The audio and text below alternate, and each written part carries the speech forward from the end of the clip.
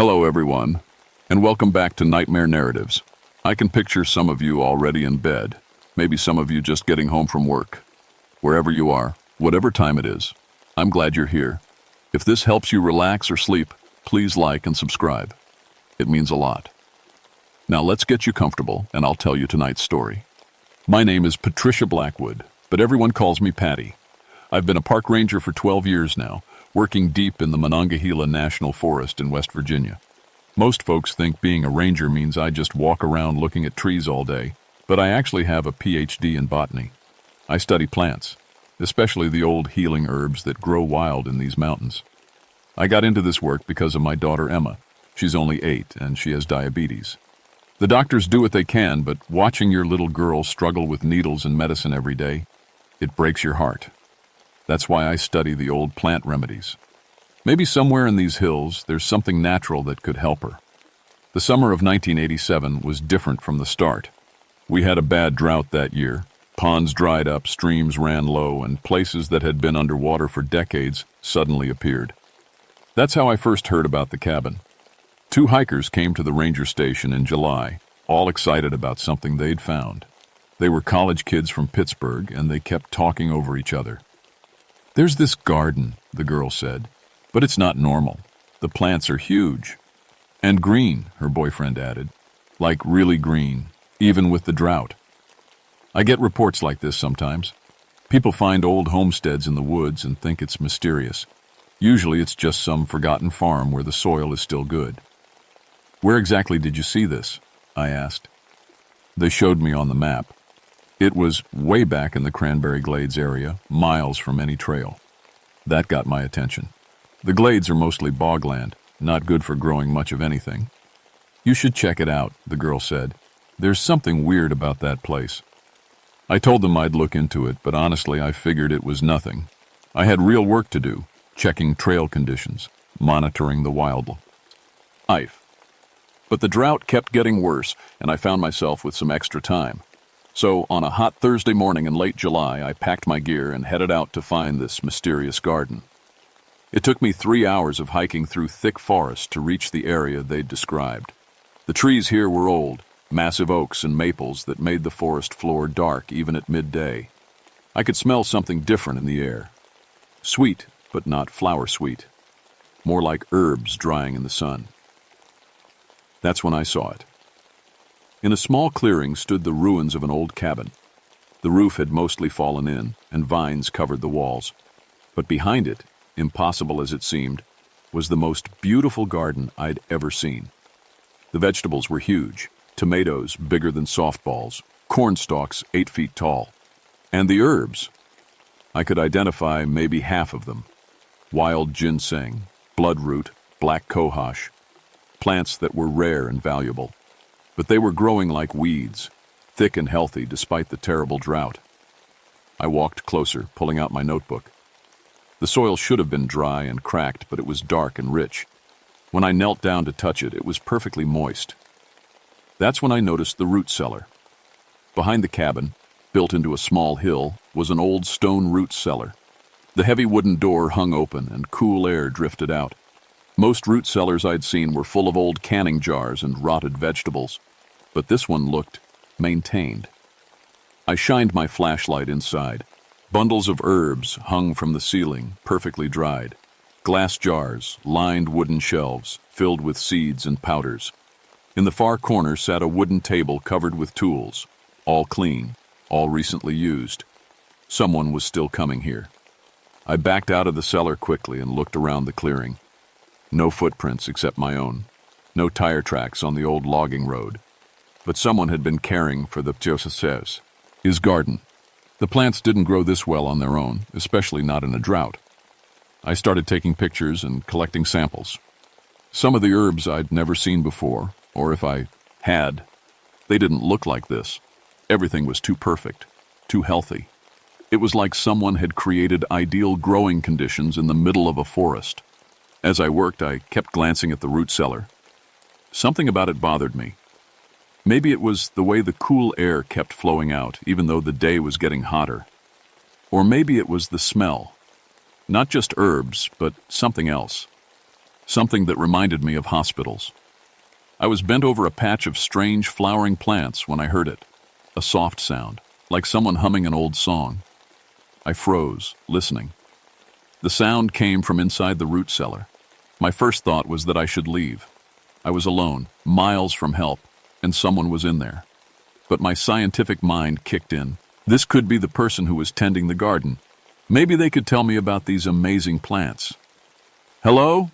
I called out. "I'm a park ranger. I'd like to talk to you." The humming stopped. I waited, but nobody came out. After a few minutes, I convinced myself I'd imagined it. The forest can play tricks on you sometimes. Wind through the trees can sound like voices. I finished collecting my samples and headed back. But all the way home, I couldn't shake the feeling that someone had been watching me from inside that root cellar. That night, I started researching the history of the area.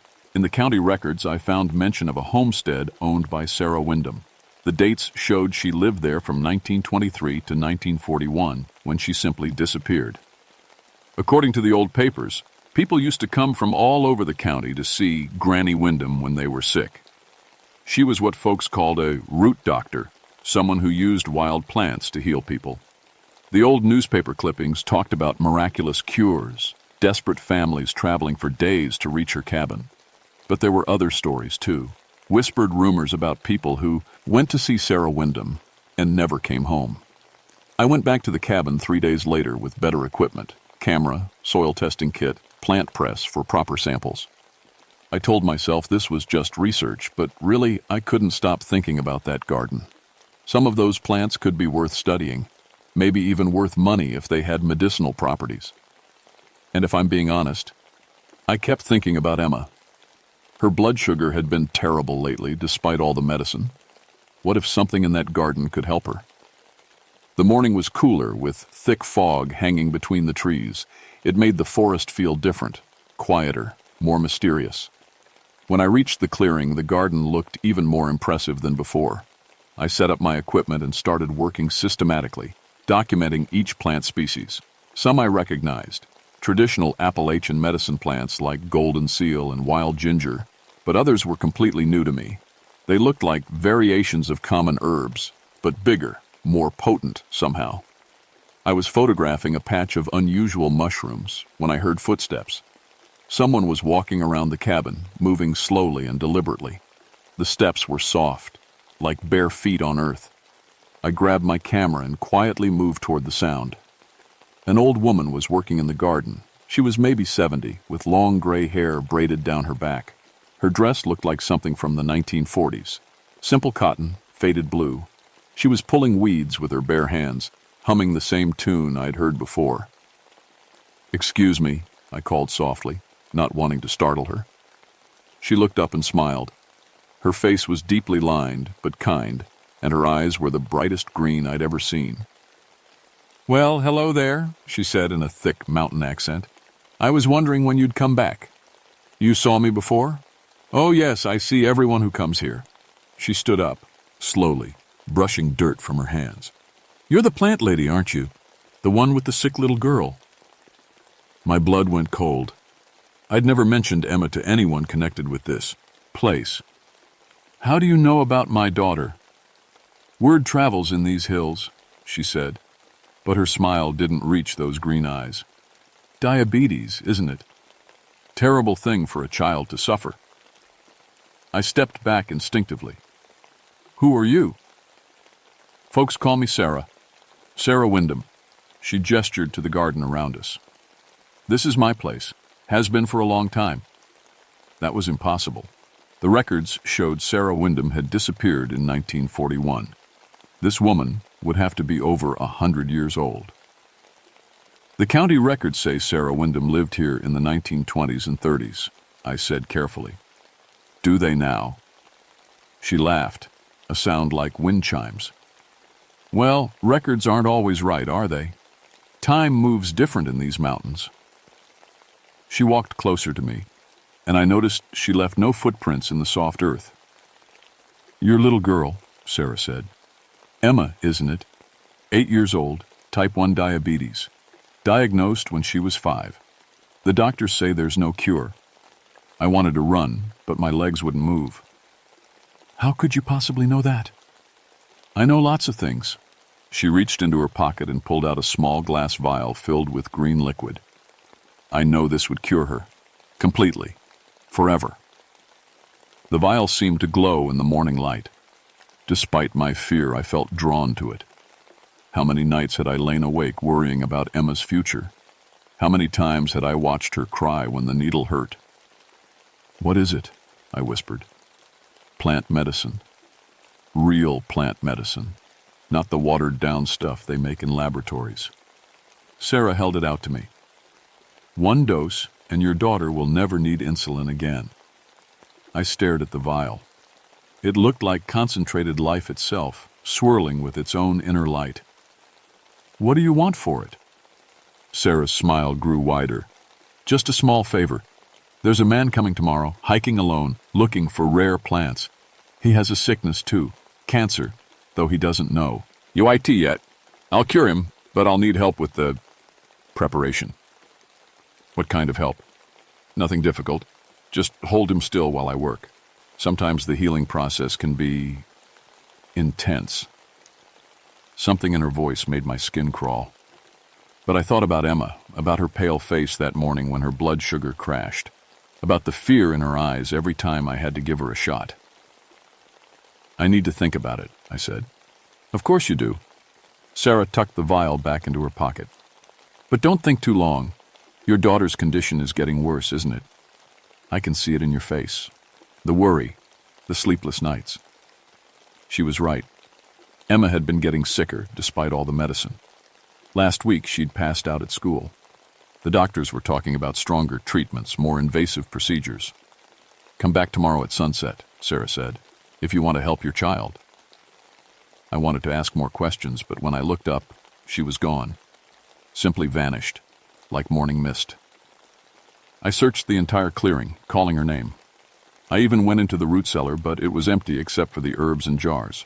No sign that anyone lived there. But on the wooden table, I found something that made my hands shake. A small piece of paper with Emma's name written on it in careful handwriting. Below her name was a list of her medical information. Blood type, medication dosages, her doctor's name. Information that wasn't in any public record. I ran back to my truck and drove home as fast as the mountain roads would allow. But I couldn't escape the image of that green liquid, or the promise it held. That night, Emma had another episode. Her blood sugar spiked so high I had to take her to the emergency room in Charleston. We sat in the bright hospital waiting room for hours while they got her stable. Mama, she whispered, lying on the hospital bed with an IV in her small. Alarm. Will I always be sick? I held her hand and lied. The doctors are going to make you better, baby. But I knew they couldn't. They could manage her condition, but never cure it. She would face a lifetime of needles, restrictions, and constant fear. Unless... I thought about Sarah Wyndham and her impossible garden. About medicine made from plants that shouldn't exist. About a woman who knew things she couldn't possibly know. And I thought about tomorrow at sunset. I didn't sleep that night. I kept going back and forth. Was Sarah Wyndham real, or was I losing my mind? The rational part of me, the scientist, said it was impossible. People don't live for 50 years without aging. Gardens don't thrive in drought conditions without water. And strangers don't know intimate details about your family. But the mother in me kept thinking about that green liquid. What if it really could cure Emma? By morning, I'd made my decision. I would go back to the cabin, but I wouldn't go unprepared. I packed my service pistol, a radio, and enough supplies for several days. If Sarah Wyndham was dangerous, I'd be ready. The hike back seemed shorter this time, like the forest was pulling me toward the clearing. When I arrived, the garden looked different. The plants had grown since yesterday, noticeably grown. Vines that had been small were now thick as my arm. Flowers had bloomed and gone to seed. It was like watching time-lapse photography. Sarah was waiting for me by the root cellar. She wore the same faded dress, but now I noticed details I'd missed before. The fabric wasn't just old, it was rotting, and her skin, which had seemed wrinkled yesterday, now looked almost transparent. "You came back," she said, clapping her hands together. "I knew you would. A mother's love is the strongest force in the world." "I want to see proof first," I said, trying to sound braver than I felt. "Prove that your medicine works." Sarah laughed. "Oh, it works. Would you like to see?" She led me to a patch of the garden I hadn't noticed before. Wooden crosses marked small mounds of earth, a makeshift cemetery hidden among the herbs. "Robert Jenkins," she said, pointing to the first cross, "came here in 1963 with lung cancer. I cured him completely."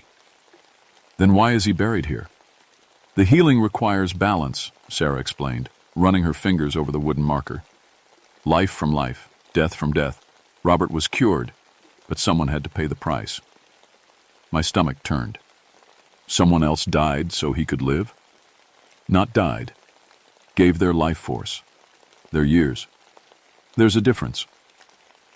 She moved to the next cross. Margaret Foster, 1975. Barren woman who wanted children. I gave her fertility, and she had 6 beautiful babies. And this person? Gave their youth so Margaret could conceive. They aged quickly but peacefully, and Margaret's children are all healthy and strong. The cemetery had dozens of crosses, decades of balanced healing, as Sarah called it. People cured of terrible diseases in exchange for the life force of others. "I won't help you murder someone," I said. "Murder?" Sarah looked genuinely surprised. "Child, I'm a healer. I don't take life. I transfer it. The man coming today is already dying. Cancer in his lungs spread to his liver. He has maybe 6 months left. You said he doesn't know. He suspects. That's why he's out here alone, looking for miracle cures in the forest. I can give him 20 more years of healthy life." "In exchange for what?" Sarah smiled and pulled out the green vial again. "In exchange for the life force of someone who's already lived their time.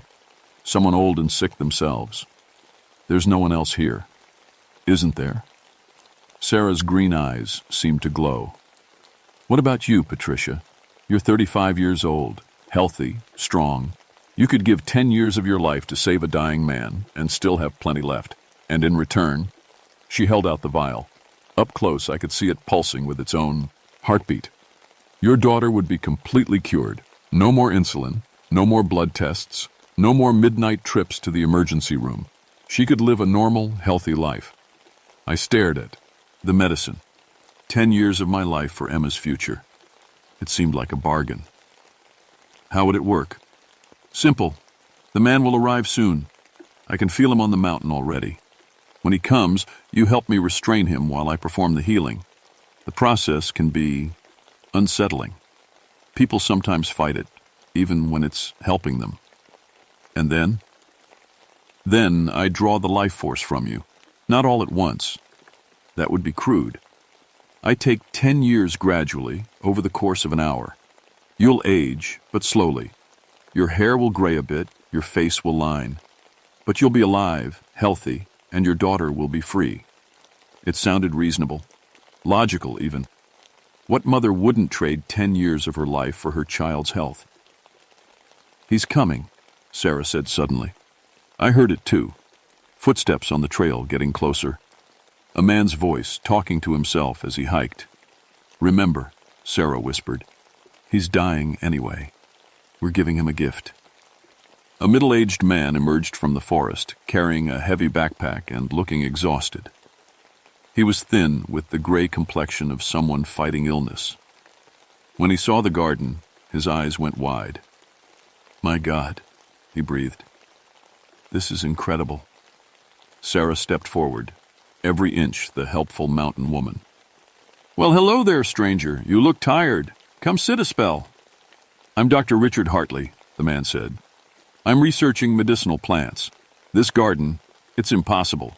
How are you growing these specimens?" "Oh, I have my ways," Sarah said sweetly. "You look poorly, Dr. Hartley. Are you feeling all right?" The man's hand went instinctively to his chest. "Just some breathing problems, nothing serious." Sarah and I exchanged glances. She'd been right. He was sick and looking for a cure. I might be able to help with that, Sarah said. I know a thing or two about healing. She led him toward the root cellar, talking about her plants and thastos, ear properties. I followed, my hand on my pistol. This was it, the moment of choice. But as we walked, I noticed something that made my blood freeze. Dr. Hartley was leaving footprints in the soft earth. Sarah wasn't. Inside the root cellar, Sarah lit several oil lamps that filled the space with flickering light. The stone walls were covered with more herbs than I'd noticed before, thousands of bundles hanging from wooden pegs. The air smelled of dried plants and something else, something sweet and sick. Now then, Sarah said to Dr. Hartley, let me have a look at you. She had him sit on a wooden stool while she examined him. Her hands moved over his chest and back, not quite touching but somehow sensing what was wrong inside. Oh my, she said sadly. You're sicker than you know, aren't you? Dr. Hartley's face went pale. What do you mean? Lung cancer. Started small, but it's spreading. I'd say you have 6 months, maybe 8 if you're lucky. The man slumped forward. How can you tell? I have a gift, Sarah said simply. But more importantly, I can fix it. She moved to her shelves and began mixing ingredients in a clay bowl. Dried leaves, powdered roots, liquid from several glass bottles. As she worked, she hummed that same tune I'd heard before. The healing process is intense, she told Dr. Hartley. You'll need to stay very still while the medicine works. Patricia here is going to help make sure you don't hurt yourself. That was my cue. I was supposed to help hold him down while Sarah did whatever she was planning, but I'd had time to think while we walked to the root cellar, time to notice things that didn't add up. Sarah, I said carefully, how long did you say you've been living here? Oh, a long time, she replied, not looking up from her mixing. The county records show Sarah Wyndham disappeared in 1941. That's 46 years ago. Records geek out and be wrong. And you look maybe 70 years old. If you've been here since the 1920s, you'd have to be over 100. Sarah stopped mixing and looked at me. Those green eyes weren't kind anymore. Mathematics was never my strong suit, she said coldly. Dr. Hartley looked confused. What's going on here? I pulled out my pistol. I think we should leave. Now. Sarah laughed, and the sound echoed strangely off the stone walls.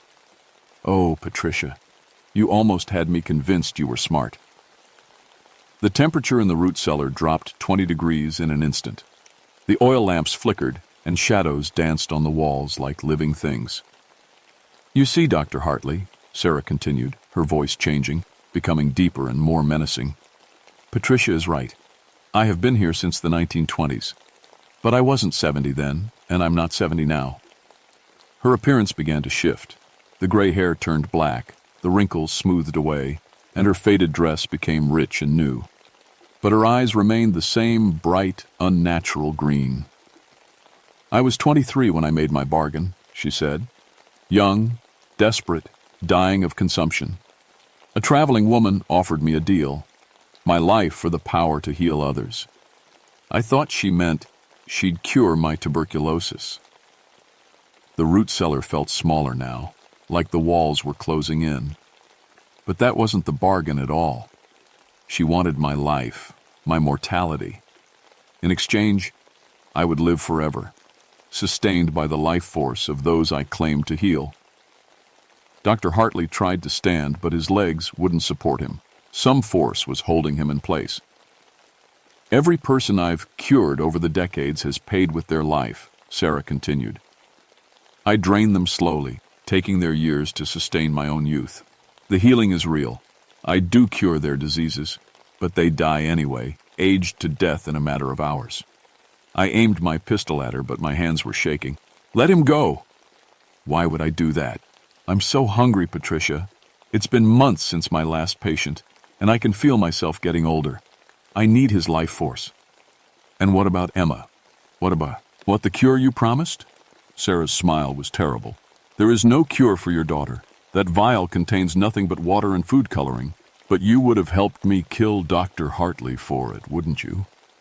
A mother's desperation makes her do terrible things. The betrayal hit me like a physical blow. I'd been ready to help murder an innocent man for a fake cure.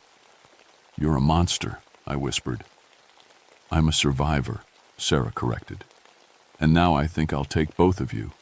Dr. Hartley's cancer-ridden life force won't last me long, but you're young and healthy.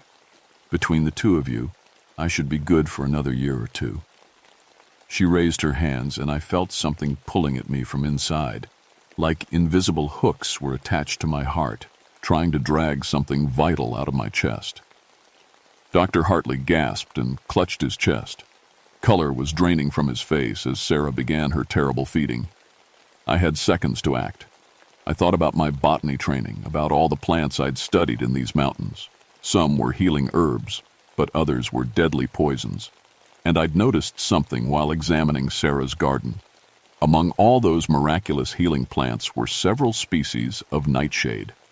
I lunged toward the shelves, knocking over oil lamps and sending glass jars crashing to the floor. Behind me, Sarah shrieked in anger. "You can't stop this," she screamed. "I won't go back to being mortal." My hands found what I was looking for, a jar of ground nightshade root, one of the most potent poisons in North America. I ripped off the lid and flung the powder at Sarah's face. She inhaled it instinctively and stumbled backward, coughing. For a moment, nothing happened. Then her skin began to wrinkle and sag. "What did you do to me?" she gasped. "Poison," I said, "but not the kind that kills, the kind that breaks magical bonds." I was guessing, but it seemed to work. Sarah was aging rapidly, her stolen years finally catching up with her. The young woman became middle-aged, then elderly, then ancient. "No!" she screamed, reaching for Dr. Hartley. Again. "I need life. I won't die." But her power was broken. Instead of draining his life force, she was losing her own. Decades of stolen time were flowing out of her like water from a broken dam. Dr. Hartley collapsed, but he was breathing normally. The color was returning to his face. Sarah fell to her knees, now looking like the 100-year-old woman she really was. "You've killed me," she whispered.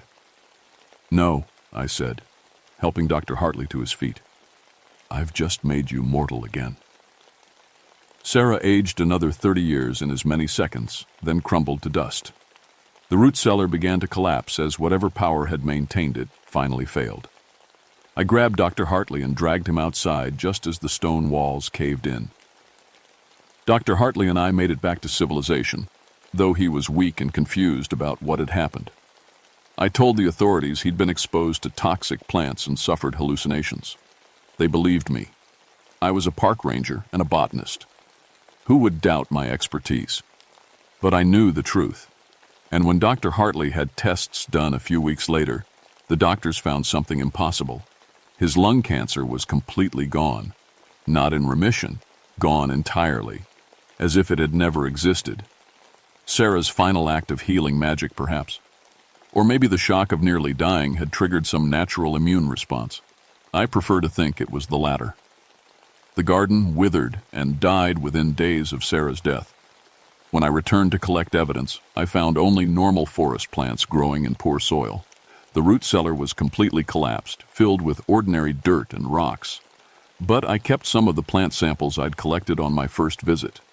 Analysis showed they contained unique compounds that had never been documented. I've spent the last several months working with pharmaceutical researchers to understand their properties. We may have lost the Magica, our garden, but we saved the science. 3 of Sarah's hybrid plants show promising results for diabetes treatment. Not miracle cures, real medicine that works through chemistry, not supernatural power. It won't help Emma immediately, but it gives me hope for her future. As for Emma herself, she's doing better. Not cured. There was never a real cure to begin with. But I've connected with better doctors, found new treatment options, and most importantly, I've learned to focus on giving her the best life possible, rather than desperately seeking impossible solutions. Some nights, I still dream about that green vial and its false promise.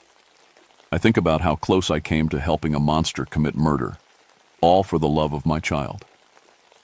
It's a sobering reminder that desperation can make good people do terrible things.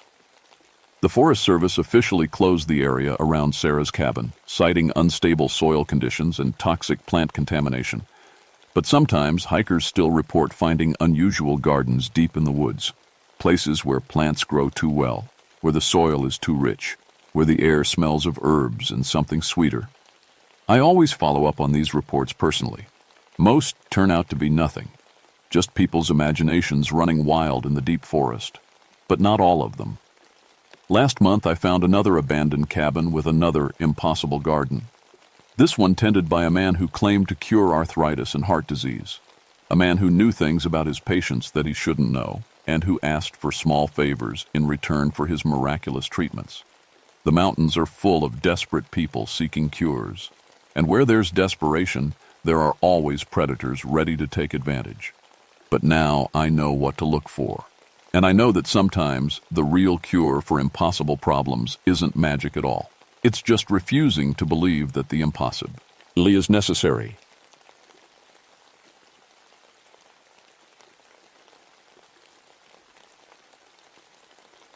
My name is Margaret Stone, but everyone calls me Maggie. I'm telling you this story because I need someone to know what really happened up on Old Rag Mountain in the summer of 1971. The official reports say it was bear attacks. They're lying. I was 31 then, and I'd been a park ranger for 9 years. I was the first woman to work this district at Shenandoah National Park, and I had to prove myself every single day. Before this job, I taught elementary school, which is probably why they stuck me with the family camping programs and safety talks. I didn't mind. I loved working with kids. Maybe I loved it too much. 3 years before that summer, I lost a baby. Miscarriage at 6 months. After that, I threw myself into my work, especially anything involving children. My husband said I was too protective of other people's kids, but he didn't understand. Every child in my park was my responsibility. That August was perfect weather. Families came from all over to camp in the backcountry. The Old Rag Mountain area was especially popular. 15 miles from the main road, steep trails, beautiful views. It was wild country, the kind of place where you could still pretend civilization didn't exist. The area had history. During the Great Depression, there was a civilian conservation corps camp tucked back in those woods. Young men came to build trails and plant trees. The old barracks were still there, mostly fallen down and covered with vines. Sometimes hikers would find rusty tools or old bottles. The local people had stories about that place. They said children went missing during the hard times of the 1930s.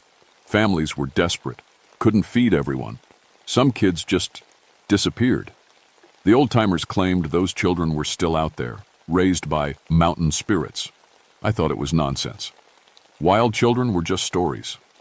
People can't survive alone in the woods, especially not kids. I was wrong about that. It started with the drought. We hadn't had rain in 6 weeks. The streams were running low, which meant all the campers had to use the same few water sources. Families clustered together in areas they usually spread out across. More people meant more noise, more activity. Maybe that's what woke them up. The first thing I noticed was how quiet the animals got. In all my years in these mountains, I'd never heard them go so silent.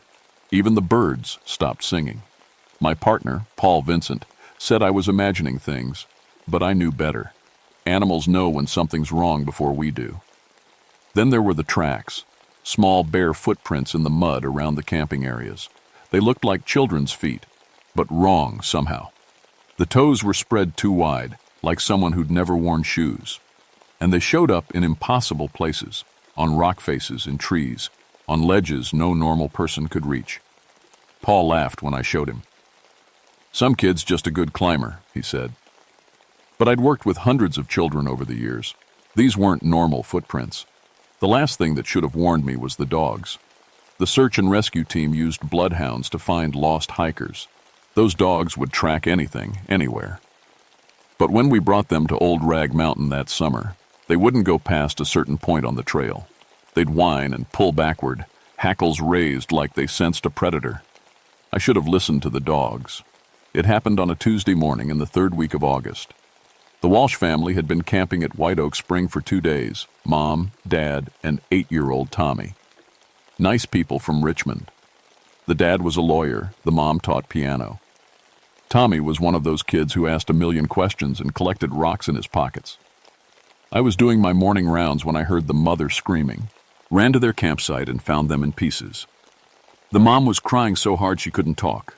The dad kept saying, "He was right here," over and over. Tommy had been playing with his toy cars, beside their tent while his parents made breakfast. They turned around for maybe 2 minutes to deal with their camp stove, and when they looked back, he was gone. "Tommy," the mother called. "Tommy, this isn't funny." But it wasn't a game. I could feel it in my bones. We searched all day. I called in backup from 3 other districts. We had 30 people combing those woods, calling Tommy's name until our voices were raw. The state police sent a helicopter. We found nothing. Nothing except his sneakers. They were 20 feet up in an old oak tree tied to a branch by their laces. There was no way an 8-year-old boy could have climbed that high. The trunk was smooth bark with no handholds until 15 feet up. Even if Tommy could have climbed it, why would he take off his shoes and tie them to a branch? Paul had a theory. Maybe someone took the kid and left the shoes there to throw us off. But that didn't explain the other things we found. That night, while we were still searching, other campers reported hearing strange sounds. Childish laughter echoing through the trees, but not happy laughter. Wild laughter, like kids playing a game that would scare adults. The sounds seemed to come from everywhere and nowhere. Mrs. Chen, camping with her family near Limberlost Trail, said she saw children watching from the tree line around midnight. 3 or 4 of them, she told me. Dirty kids, maybe 7 or 8 years old, just standing there, staring at our tent. When I shined my flashlight on them, they were gone. Her husband thought she was dreaming, but Mrs. Chen wasn't the type to make things up. She was a nurse from D.C., practical and clear-headed. The next morning brought more weirdness. Campers woke up to find toys in the trees around their sites. A baby doll with matted hair hanging by its neck from a rope.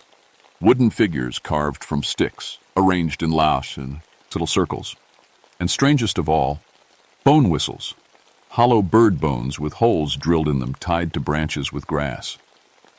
"Kids are playing pranks," Paul said, but his voice didn't sound convinced anymore. I collected the toys and studied them.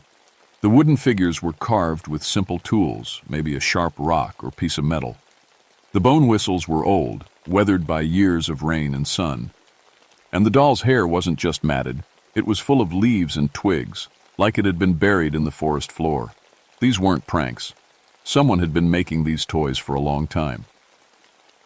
On the 3rd day, we got another call. The Miller family camping at Hannah Run. Their 6-year-old daughter Jenny had vanished during her afternoon nap. 1 minute she was sleeping in their tent, the next she was gone. No sounds, no struggle. Her parents were sitting 10 feet away the whole time. 2 missing kids in 3 days. I called the FBI. Special Agent Morrison arrived that evening with a team of child abduction specialists. He was a thin, serious man who treated me like I didn't know how to do my job. "Probably a drifter," he said, studying our maps. "Someone's camping illegally in these woods, watching families, looking for opportunities. We'll find him." But I knew it wasn't a drifter. Drifters don't leave toys in trees. They don't take children's shoes and tie them 20 feet off the ground. And they definitely don't make bone whistles. That night I couldn't sleep. I kept thinking about those carved wooden figures, the way they were arranged in circles like some kind of ritual. And the laughter Mrs. Chen had heard, not the sound of one person, but multiple voices, like a group of children playing together in the middle of the night, in the deep woods where no children should be. Around 3 in the morning, I heard it myself. Faint laughter drifting through my cabin window, coming from the direction of Old Rag Mountain. It was too far away to be clear, but it sounded like kids having the time of their lives. Kids who should have been in bed, in houses with parents who loved them, not out there in the dark, wild woods, laughing at jokes only they understood. The 3rd child disappeared on Friday. Bobby Chen, 10 years old, taken from his family's campsite at Corbin Cabin while his parents were filtering water from the stream. By the time they got back to their tent, Bobby was gone. The only sign of him was his baseball cap, found a quarter-mile away, torn and hanging from a thorny bush. Agent Morrison's team had been searching for 4 days without finding anything useful. No fingerprints, no footprints they could use, no witnesses who could give clear descriptions. The agent was getting frustrated, and he was taking it out on me. "These mountains are your responsibility, Ranger Stone," he said. "If there's someone living illegally in this area, you should know about it." But I was starting to think it wasn't someone. It was multiple someones.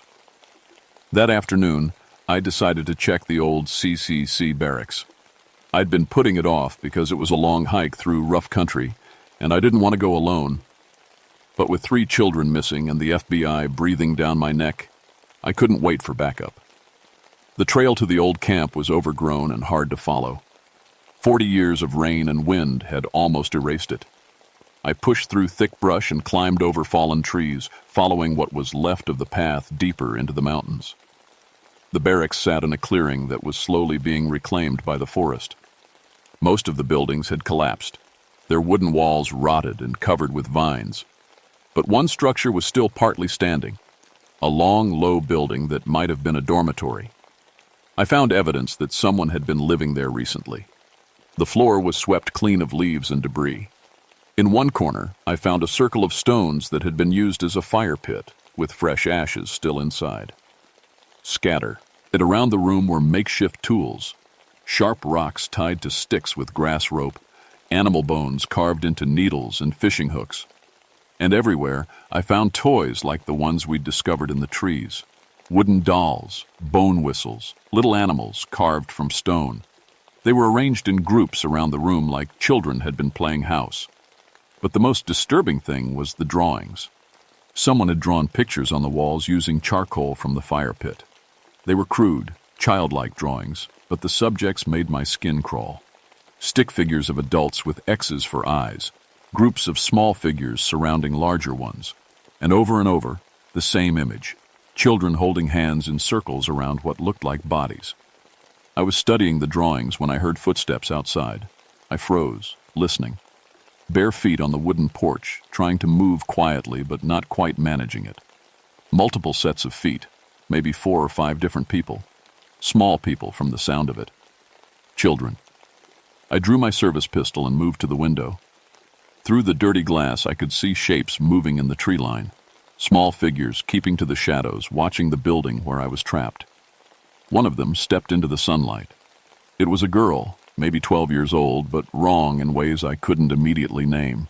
Her hair was long and matted with leaves and mud. Her skin was brown from dirt and sun, and she was naked except for a skirt made of animal hide. But it was her posture that made my blood freeze.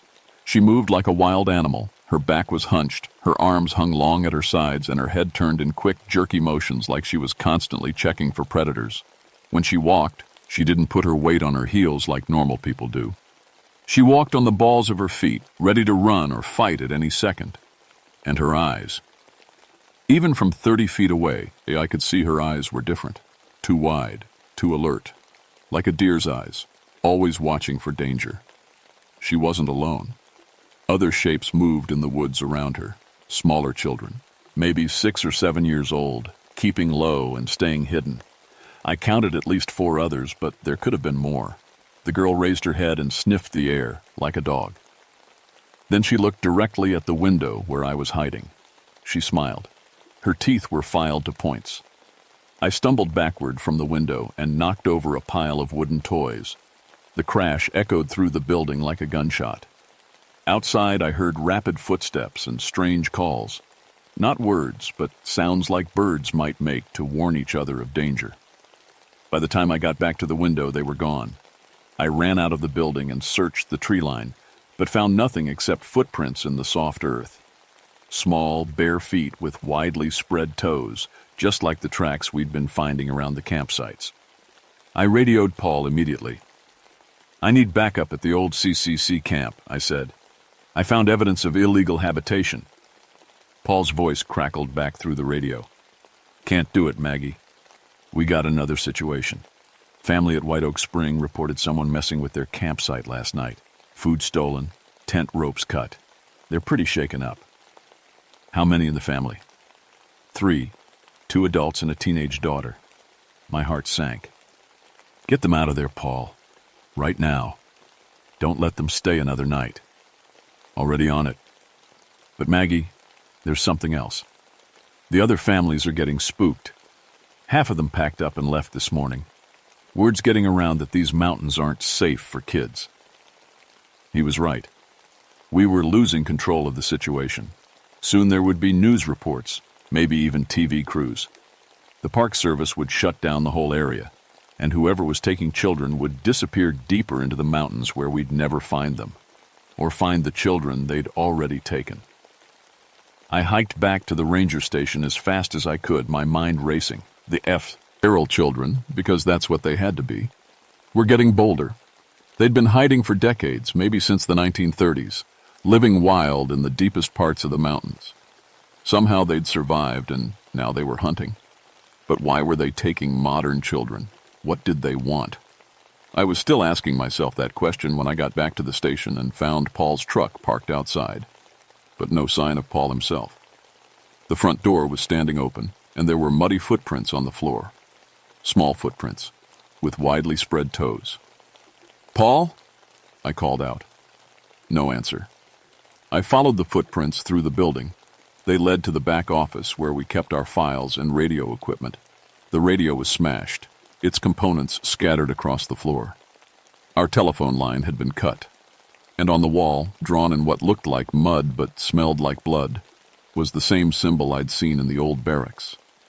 A circle of small figures holding hands. Paul Vincent was gone. I found Paul's body the next morning. He was half a mile from the ranger station, in a clearing I'd walked through 100 times before. They'd hung him from a tree branch with his own rope, 20 feet off the ground. His uniform was shredded, and there were bite marks on his arms and legs, small bite marks, child-sized. But the worst part was his face. His eyes were gone, and his mouth was stuffed with leaves and flowers, like some kind of ritual offering. I stood there looking up at my partner's body, and I finally understood what I was dealing with. These weren't just wild children.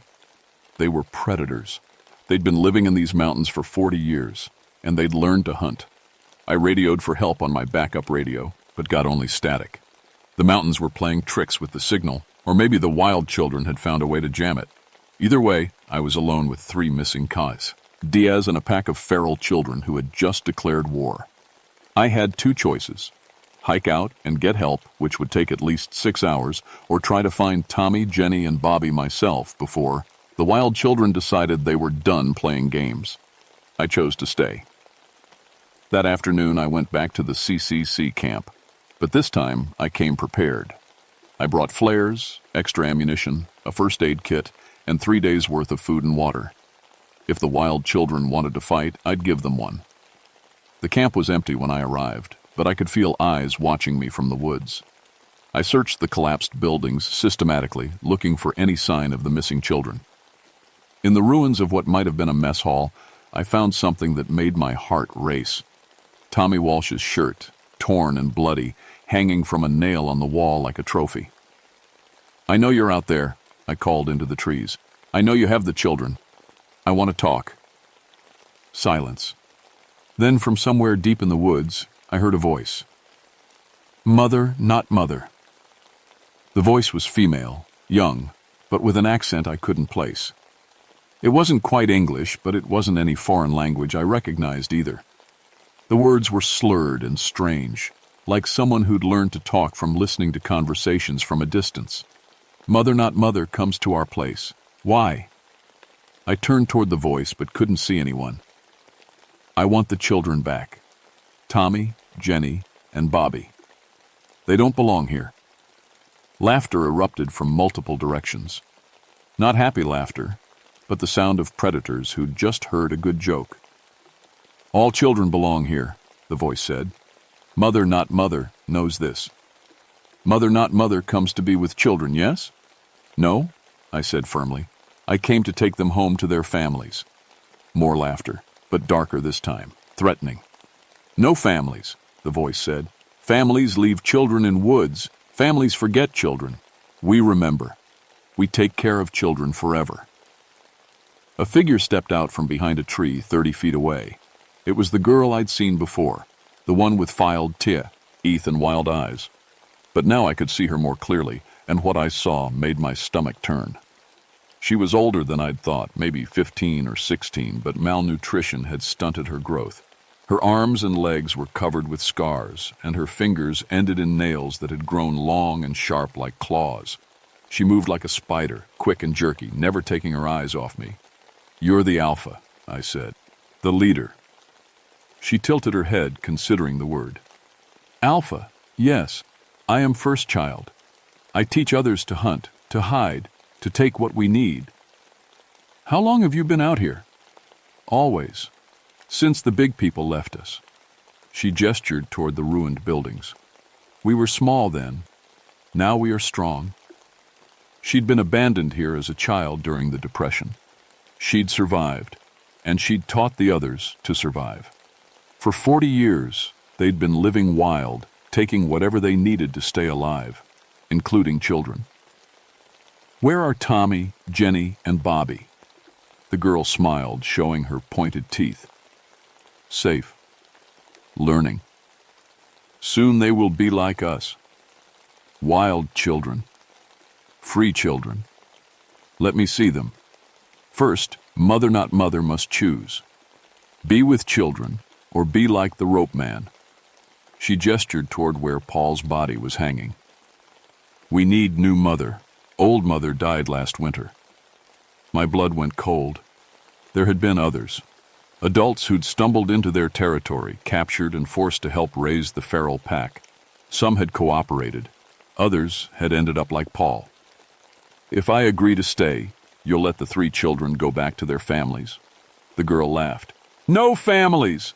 Children stay. Mother not mother stays. All together. Forever." She was insane. 40 years of isolation and violence had broken whatever humanity she'd once possessed. There was no reasoning with her, no bargaining. The only way to save Tommy, Jenny, and Bobby was to fight. I pulled out my flare gun and fired it straight at her. The flare hit her in the chest and exploded in red fire. She screamed and fell backward, rolling on the ground to put out the flames. Other voices erupted from the woods, angry, frightened cries as the pack realized their leader was hurt. Small figures began emerging from the trees. 7 of them, ranging in age from maybe 6 to 14. They moved like a wolf pack, spreading out to surround me, their eyes fixed on their wounded alpha. I fired my second flare into the air, hoping someone might see it and send help. Then I drew my pistol. "Stay back," I shouted. "I don't want to hurt you, but I will if I have to." The alpha struggled to her feet, her chest and face burned but not critically injured. She pointed at me and made a sound like a bird call. The pack responded immediately, charging from all directions. I shot the first one in the leg, a boy about 10 years old. He went down screaming, but the others kept coming. I shot a girl in the shoulder, then dove sideways as 2 more jumped at me from behind. They fought like animals, using teeth and claws instead of strategy. But there were too many of them, and they were faster than any normal children should be. One of them got onto my back and bit my neck. Another grabbed my gun arm and tried to wrestle the weapon away. I rolled over, crushing the child on my back, then kicked the one holding my arm. For a moment, I was free. I scrambled to my feet and ran toward the largest building, hoping to find a place to make a stand. Behind me, the pack howled like wolves and gave chase. I burst through the door of the old dormitory and slammed it shut, then dragged a fallen beam across it as a barricade. Outside, I could hear them circling the building, testing the walls, looking for another way in. "Tommy!" I shouted. "Jenny! Bobby! Can you hear me?" A weak voice answered from somewhere in the back of the building. "Help us! We're in here!" I followed the voice to a door that had been reinforced with new wooden planks and secured with rope. I cut through the rope with my knife and led the door open. All 3 children were inside, dirty and frightened, but alive. Tommy had a bandaged cut on his arm, and Jenny was crying, but they were mobile. "Are you hurt?" I asked, kneeling down to check them over. "They made us eat weird food," Bobby said, "and they wouldn't let us go home. They said we had to stay and be their brothers and sisters." The building shook as something heavy hit the wall outside. The pack had found an old log and was using it as a battering ram. "We have to go," I said. "Right now." I led the children to a window at the back of the building and helped them climb out. The pack was focused on the front entrance, which gave us a few seconds head start. "Run toward the trail," I whispered. "Don't stop, don't look back, and don't leave the path. I'll be right behind you." The children took off running. I followed, turning back once to fire my last 2 shots at the wild children who were pouring out of the building. I didn't aim to kill. These were still children, no matter what they'd become, but I needed to slow them down. We ran for our lives through the darkening woods, the pack's howls echoing behind us. Tommy stumbled and fell, but I scooped him up and kept running. My lungs burned and my legs felt like rubber, but I couldn't stop, not with 3 young lives depending on me. We made it to the main trail just as my flare finally brought help. 2 state police officers and Agent Morrison were hiking up the path, drawn by the signal and the sound of gunshots. "Get these children to safety," I gasped. "Radio for medical and backup. There are more of them in the woods." But when the backup arrived an hour later, the wild children were gone. We searched for 3 days and found nothing except the ruined camp and Paul's body. It was like they'd vanished into the mountain itself. The official report blamed everything on a deranged hermit, who had been living illegally in the park. Paul Vincent was listed as killed by a bear, and the missing children were recorded as victims of abduction by an unknown suspect who fled the area when law enforcement arrived. Tommy, Jenny, and Bobby were returned to their families. The psychiatrist who examined them said they'd been traumatized but would recover with time and therapy. Their stories about wild children were explained as stress-induced hallucinations. I never corrected the record. 3 weeks after the incident, I hiked back to the old CCC camp alone. The buildings were empty, but I found signs that someone had been there recently. Fresh footprints in the mud, cold ashes from a recent fire, and a new drawing on the wall. This one showed stick figures hiking deeper into the mountains, heading toward the most remote areas of the park, areas where no trails existed, where even experienced hikers rarely ventured. They'd relocated, gone deeper into the wilderness where they'd be safe from discovery.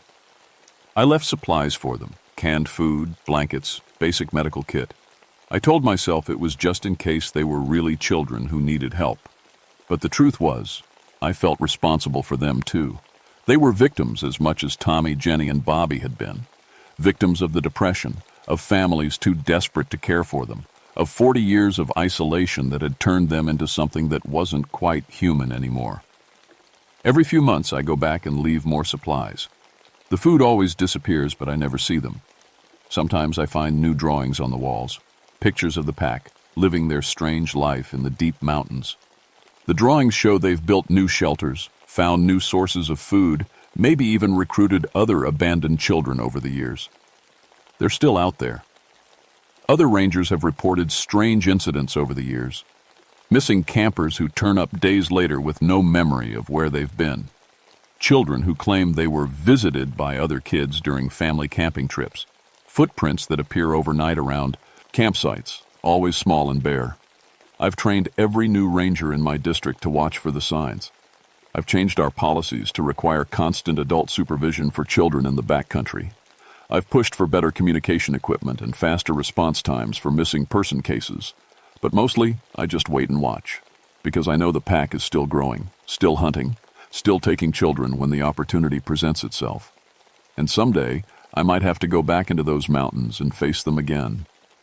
The difference is, next time I won't hesitate to do whatever it takes to stop them, even if they're just children who never had a chance to be anything else. Even if part of me understands why they do what they do.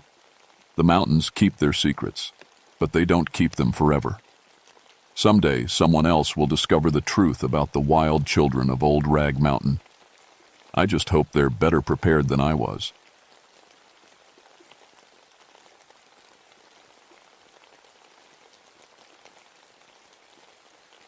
My name is Samuel Garrett, but everyone just calls me Sam. I've been a ranger here in Daniel Boone National Forest for 14 years now, and I thought I'd seen everything these Kentucky mountains could throw at me. Boy, was I wrong. It was October 15th, 1963, when everything went to hell. The drought had been going on for weeks, making the leaves crunch under your boots like broken glass. Water levels were so low that caves we'd never seen before were opening up all over Red River Gorge. Some of them went down deep into the earth, deeper than anyone had ever mapped. I used to work in the coal mines before this job. My brother Eddie and we'd go down into the dark together every morning, come up black as night every evening. Then the mine collapsed in '49. I got out. Eddie didn't. That's why I became a ranger. Figured if I was going to spend my life keeping people safe, it'd be above ground where God intended. The call came in around noon. Sheriff's office said a family named Henderson, mom, dad, and 3 kids, hadn't come back from a camping trip. Their car was still at the trailhead near Serpent's Den Cave, but no sign of them anywhere. I knew that area well. The cave got its name from Cherokee stories my grandmother used to tell me. According to the old folks, something nasty lived down there once upon a time. Cherokee called it the Uktena, some kind of giant snake dragon thing. Of course, I never put much stock in ghost stories.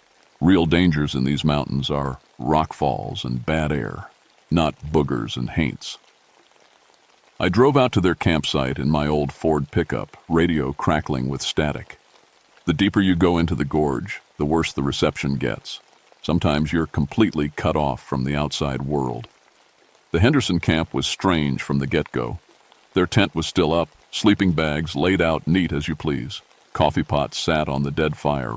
Ing still had coffee in it. Car keys were sitting right there on the picnic table next to a half-eaten sandwich. Nobody just walks away from their keys like that. But what really got my attention was the smell coming from Serpent's Den Cave. I've been around a lot of caves and they usually smell like wet rock and bat droppings. This one smelled like rotten eggs. That sulfur smell you get around natural gas leaks. Made my nose burn just walking near the entrance. I grabbed my flashlight and took a look at the cave mouth. The opening was about 8 feet tall and maybe 6 feet wide, carved into the limestone cliff like a giant mouth. Recent rains had washed away dirt and debris, showing rock formations I'd never seen before. They looked almost like they'd been scratched or carved by something with claws. My flashlight started acting funny the closer I got to the cave. Brand new batteries, but the beam kept getting dimmer and dimmer. I smacked it a few times and it came back strong, but there was something wrong with the light itself. It seemed to get swallowed up by the darkness instead of pushing it back. I called out into the cave. "Hello, Henderson family. This is Ranger Garrett." My voice echoed back strange, like it was coming from way deeper than it should have. No answer, but I could swear I heard something moving around down there. Something big. That's when I noticed the ground. The dirt around the cave entrance was all torn up, like something heavy had been dragged in. I found scraps of blue fabric caught on the rocks. Looked like it came from a little girl's dress. There were other marks too, in the soft earth near the cave mouth. Long scratches, too big to be from any animal I knew about. They were fresh. I should have waited for backup. That's what the manual says. Never enter a cave alone, especially not during a rescue operation. But I kept thinking, like about those 3 kids and what might be happening to them down there in the dark. Eddie's face flashed in my mind, the last time I saw him before the mine caved in. I couldn't let another family die underground while I stood around waiting for help. I radioed back to headquarters. "This is Garrett at Serpent's Den. Found evidence the Henderson family went into the cave, requesting backup and cave rescue team from Lexington." Static answered me. Then a voice, crackling and distant. "Copy that, Sam. Rescue team's about 2 hours out. You wait for them, you hear?" 2 hours. Those kids might not have 2 hours. I checked my gear, rope, first aid kit, emergency flares, compass. My compass was spinning like a top, needle jumping all over the place. Never seen anything like it. I gave it a shake, but it kept spinning. The cave entrance yawned in front of me like an open grave. The sulfur smell was getting stronger, and I could feel warm air flowing out of the opening. That was wrong too. Caves are supposed to be cool, especially limestone caves like this one. I took a deep breath and stepped inside. The first thing that hit me was how quiet it was. Not normal cave quiet. Caves usually have sounds. Water dripping, air moving, bats chittering. This place was silent as a tomb. Even my footsteps seemed to get swallowed up by the darkness. My flashlight beam showed a passage that went straight back into the mountain, about 10 feet wide and 8 feet high. The walls were smooth limestone, but they had those same scratch marks I'd seen outside. Long, deep gouges that ran parallel to each other, like something with claws had scraped along the rock. I followed the scratches deeper into the cave. The passage twisted and turned, going down at a steep angle. I could see scuff marks on the floor where people had walked or been dragged. There were more pieces of torn clothing too, a man's shirt button, a piece of denim from someone's jeans. About 50 yards in, I found the first bone. It was a human arm bone, picked clean and white. But what made my blood run cold was that it was still warm. Not body temperature warm, but warmer than it should have been sitting in a cool cave. And there were teeth marks on it, not human teeth, but something with fangs, big ones. I knelt down to look closer, and that's when I saw them. The spiral patterns. Someone, or something, had arranged human bones in perfect spirals on the cave floor. Arm bones, leg bones, ribs, all picked clean, all still carrying that strange warmth. My hands were shaking as I took pictures with the camera I always carried. Evidence. The sheriff would need evidence. That's when I heard it. Breathing. Deep, slow breathing, like something huge was sleeping somewhere deeper in the cave. Each breath sounded like wind through a tunnel, but there was something alive about it. Something that made the hair on the back of my neck stand up. I called out again. "Henderson family, can you hear me?" My voice cracked a little. This time, I got an answer. Faint crying, sounding like it was coming from way down deep. A child's voice calling for help. I started moving faster, following the sound. The passage opened up into a bigger chamber, and my flashlight beam couldn't find the walls anymore. I was in some kind of underground room, bigger than a church. The ceiling disappeared into darkness above my head. The crying was louder now, echoing off the walls from somewhere ahead.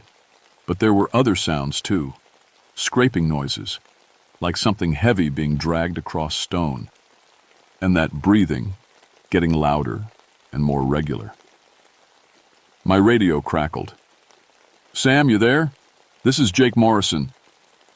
Jake was my partner, another ranger who'd been working these mountains almost as long as I had. Good man, steady in a crisis. "Jake, thank God. I'm in Serpent's Den Cave. Found evidence of the Henderson family, but something's wrong down here. Real wrong.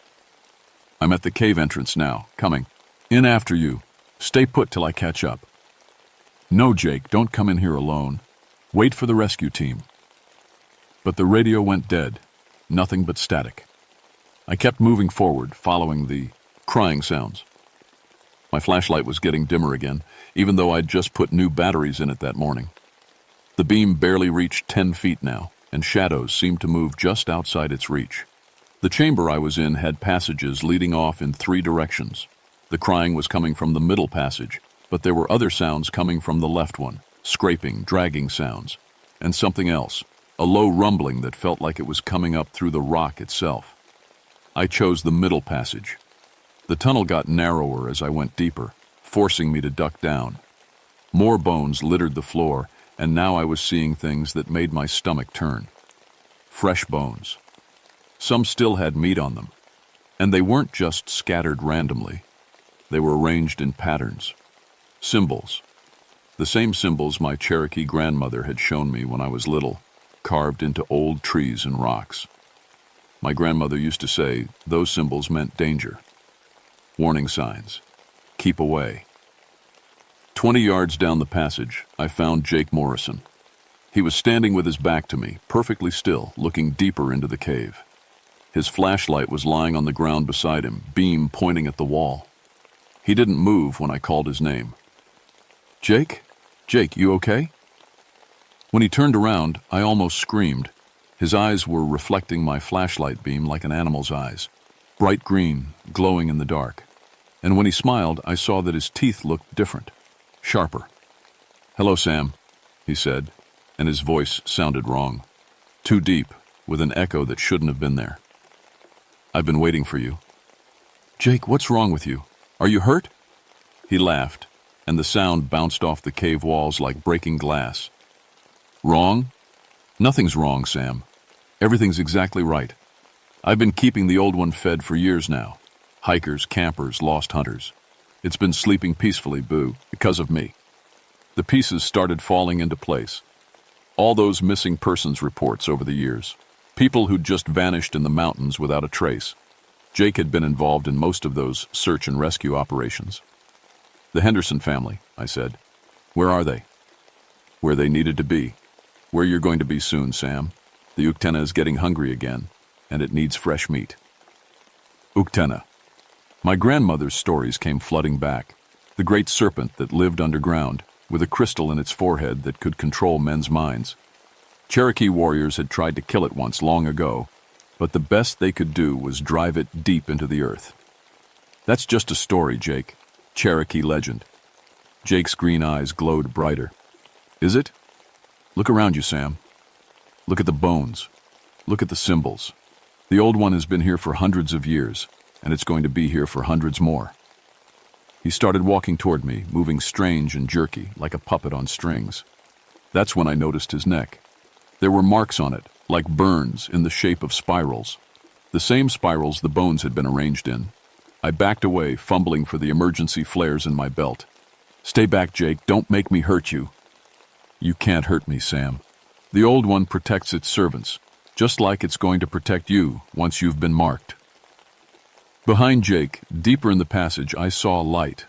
Not flashlight light, a strange, cold light that pulsed like a heartbeat. And in that light, I saw something move. Something huge and serpentine coiled in the darkness.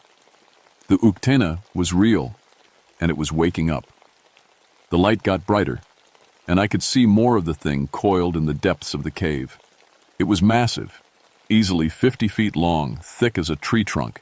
Its scales glittered in the cold light, and I could see its head now, raised up like a cobra's. In the center of its forehead was a crystal, clear as diamond, pulsing with that hypnotic light. Jake was still coming toward me, his movements getting more puppet-like with each step. The crystal's light reflected in his eyes, and I realized he wasn't in control anymore. Maybe he hadn't been for years. "The old one has been so patient," Jake said in that wrong voice. "Sleeping, waiting, feeding on whatever I could bring. But it's tired of scraps. It wants a feast." I pulled out one of my emergency flares and struck it. Red light flared up, pushing back the shadows. Jake hissed and covered his eyes, stumbling backward. "The light hurts when you're marked," he said. "But it won't save you. Nothing can save you now." I could hear the Uktena moving behind him, its massive body scraping against the cave walls. The crystal light got brighter, and I felt something trying to push into my mind. Whispers in a language I didn't understand, promising things I couldn't quite make out. I held the flare higher and backed toward the main chamber. "Where are the kids, Jake? The Henderson children? Are they still alive?" Jake smiled, that horrible, sharp-toothed smile. "Why don't you ask them yourself?" From somewhere deeper in the cave, I heard crying again. But now I could tell it wasn't coming from children. The sound was wrong, like someone imitating the sound of crying without understanding what it meant. Bait. A trap. "It learns," Jake said. "Every person I've brought it, it learns a little more about humans. How to make the right sounds, how to draw people deeper. It's very smart, Sam. Smarter than you." The Uktena's head appeared in the passage behind Jake, and I got my first good look at it. Its eyes were the size of dinner plates, yellow with vertical pupils, like a snake's. But there was intelligence there, old and cold and hungry. The crystal in its forehead pulsed faster, and the whispers in my head got louder. I turned and ran. Behind me I heard Jake laughing and the sound of something huge sliding across stone. The Uktena was following me, moving faster thus, and something that big had any right to. I made it back to the main chamber and paused, trying to figure out which way led back to the entrance. The flare was burning down, throwing crazy shadows on the walls, In the red light, I could see more bones scattered around the chamber floor. Lots more bones. A sound made me look up. The Uktana's head appeared in the passage I'd just left, too big for the opening. But as I watched, the rock around the entrance began to crack and crumble. The thing was making the passage bigger, using its body to reshape the cave. I ran for what I hoped was the way out. The passage twisted and turned, and I quickly got lost. All the tunnels looked the same in the flare light, and the scratches on the walls seemed to be everywhere now. Some of them were fresh, carved deep into the limestone. My flare went out. Darkness swallowed me whole. I fumbled for my flashlight, but it was completely dead now. I tried the spare batteries in my pack, but they were drained too. Something about this place was sucking the power right out of them. I felt along the wall with my hands, trying to find my way. The rock was warm to the touch, and I could feel vibrations running through it. The Uktana was moving through the cave system, and it was close. That's when I found the chamber. My hands touched empty air where the wall should have been, and I stumbled into a round room.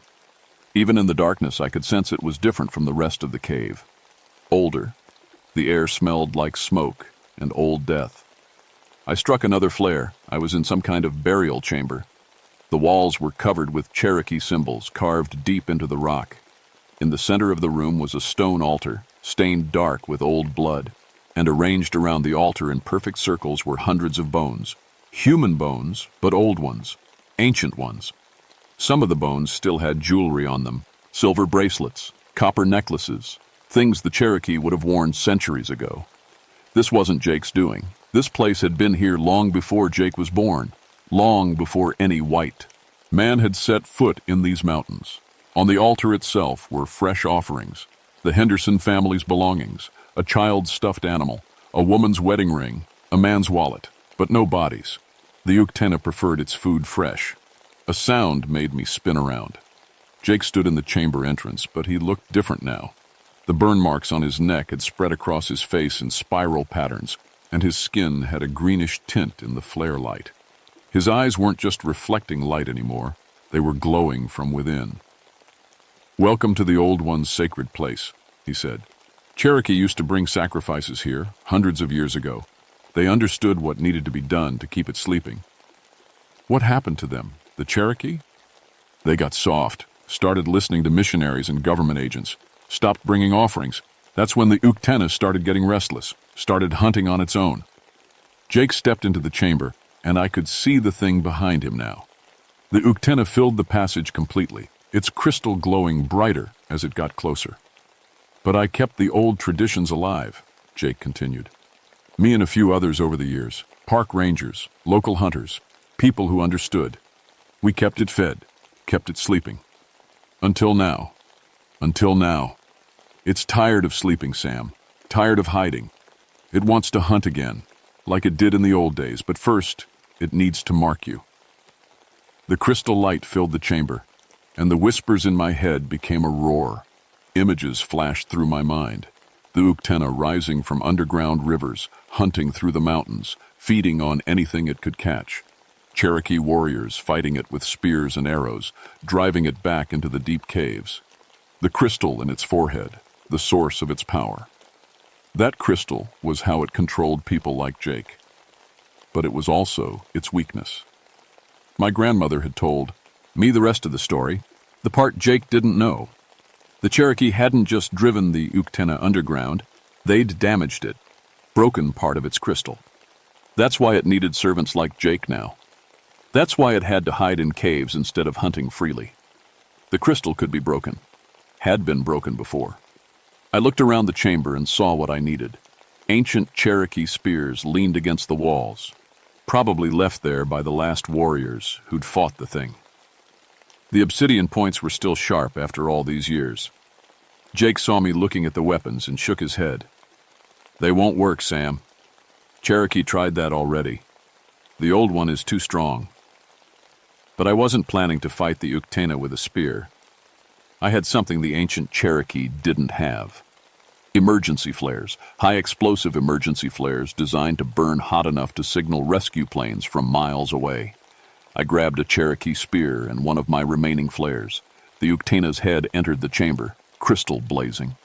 The whispers became screams, trying to force their way into my mind, trying to make me submit like Jake had. I thought about Eddie, trapped in the mine collapse. I thought about the Henderson children. I thought about all the people Jake had fed to this thing over the years.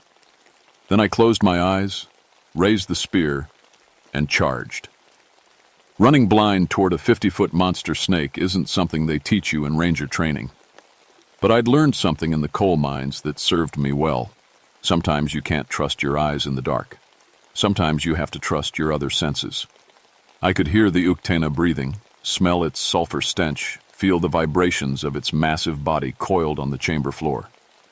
Even with my eyes closed, I knew exactly where its head was. The crystal's light was trying to burn through my eyelids, and the whispers were screaming now, prompting terrible things if I didn't stop. But I kept running. Jake tried to intercept me, grabbing at my legs. I kicked him aside without opening my eyes and kept going. The spear felt good in my hands, balanced, sharp, ready. At the last second, I opened my eyes. The Uktena's head was right there, crystal blazing like a star. Its mouth was open, showing fangs as long as railroad spikes. For just a moment, I saw myself reflected in those huge yellow eyes. Then I drove the spear straight into the crystal. The obsidian point hit the gemstone dead center and stuck there, but didn't break through. The crystal was harder than I'd thought. But that was okay. I wasn't trying to break it with the spear. I let go of the spear and pulled the pin on my flare. The Uktena was thrashing now, trying to shake the spear loose. Its head whipped back and forth, crystal light strobing wildly. Jake was screaming somewhere behind me, clutching his head as the thing's pain echoed through him. I jammed the lit flare right against the crystal where the spear had made a small crack. High-explosive emergency flares burn at about 2,000 degrees Fahrenheit, hot enough to melt steel, hot enough to crack even the hardest gemstone if you get it right in a weak spot. The crystal held for about 3 seconds, then it shattered. The explosion of light was like looking into the sun. Even with my eyes squeezed shut, the flash burned through my eyelids and left me seeing spots. The Uktena's scream was like nothing I'd ever heard, part snake hiss, part mountain lion roar, part sound that had no name. Jake's scream cut off abruptly. When I could see again, he was lying on the chamber floor, the spiral burn marks fading from his skin. The glow was gone from his eyes, but so was everything else. They stared at the ceiling, empty and lifeless. The Uktena was thrashing in agony, its massive body slamming against the chamber walls. Chunks of rock fell from the ceiling. Without its crystal, the thing was hurt, confused, but definitely not dead. And it was angry. I had to get out of there before the whole chamber came down. I grabbed Jake's flashlight. It was working again now that the crystal was broken, and ran for the passage. Behind me, the Uktena was trying to follow, but its movements were clumsy now, uncontrolled. It kept running into walls, bringing down more rock.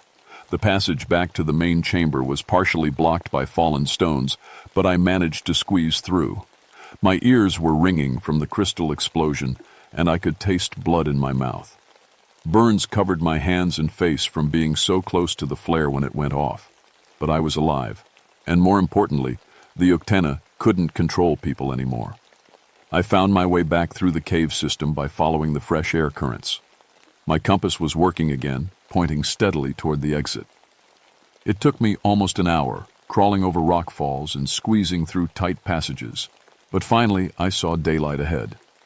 I stumbled out of Serpent's Den cave just as the sun was setting. The rescue team from Lexington was waiting, along with half the sheriff's department. They'd been trying to raise me on the radio for hours. "Sweet Jesus, Sam," said Sheriff Collins. "What happened to you?" I looked back at the cave entrance. Deep underground, I could still hear the Uktena moving around, but the sounds were getting fainter. It was retreating deeper into the mountain, back to whatever hole it had crawled out of. "Cave in," I said. "Jake Morrison's still down there. The Henderson family, too." They wanted to send a team in immediately, but I convinced them to wait until morning, told them the passages were unstable, that more people would just get hurt. It wasn't entirely a lie. Parts of the cave system had collapsed during my fight with the creature. That night, sitting in the hospital getting my burns treated, I made a decision. Some things are too dangerous to tell people about. Too unbelievable. The official report would say that Jake Morrison and the Henderson family died in a cave-in caused by the drought conditions. End of story. But I knew better, and I knew my job wasn't finished. The doctors kept me in the hospital for 3 days, treating the burns and checking me for concussion. My hearing came back mostly normal, though I still get a ringing in my ears when the weather changes. The burns on my face and hands healed up, but they left scars. Spiral-shaped scars that match the Cherokee symbols I'd seen carved in the cave. People ask about them sometimes. I tell them it's from a fire. They sealed up Serpent's Den cave with concrete and steel mesh, posting signs warning about unstable rock formations. Official state policy now says the whole area is off-limits to hikers and cavers. I made sure of that. But I know concrete and steel mesh won't stop the Uktena if it really wants to get out. It's just sleeping now, hurt and angry, waiting for its crystal to grow back. Cherokee legends say it takes 100 years, but who knows? Maybe less, maybe more. That's why I requested a transfer to permanent duty in the Red River Gorge area. Someone needs to keep an eye on things. Someone who knows what's really down there. The nightmares started about a week after I got out of the hospital. Every night I dream about yellow eyes and spiral symbols. Sometimes I wake up with the taste of sulfur in my mouth. Other times I catch myself drawing those Cherokee warning symbols on scraps of paper, even though I don't remember picking up the pen.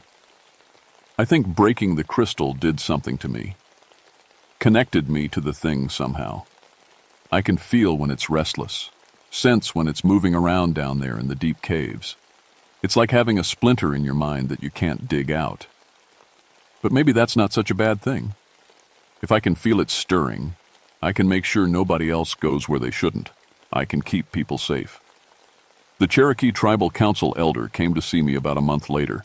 Old man named Joseph Crow Feather, must have been 8 holes. If he was a day.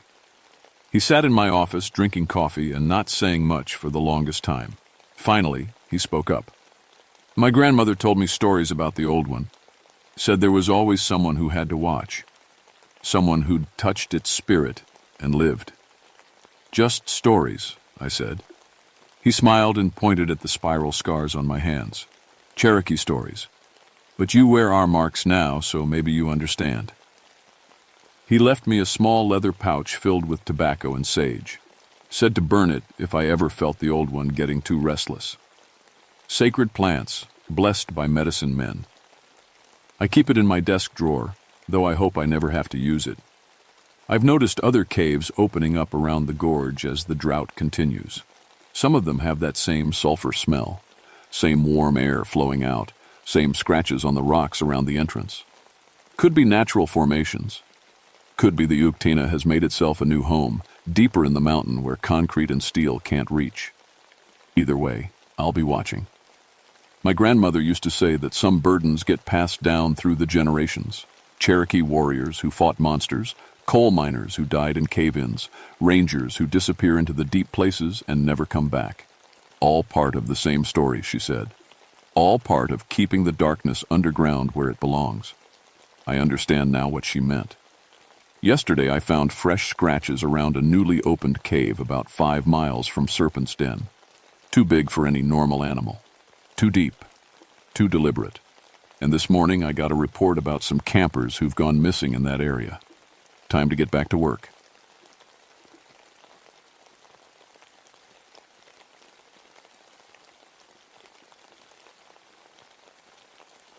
My name is Daniel Whitehorse, and I need to tell you what really happened in the spring of 1976 at Pisgah National Forest.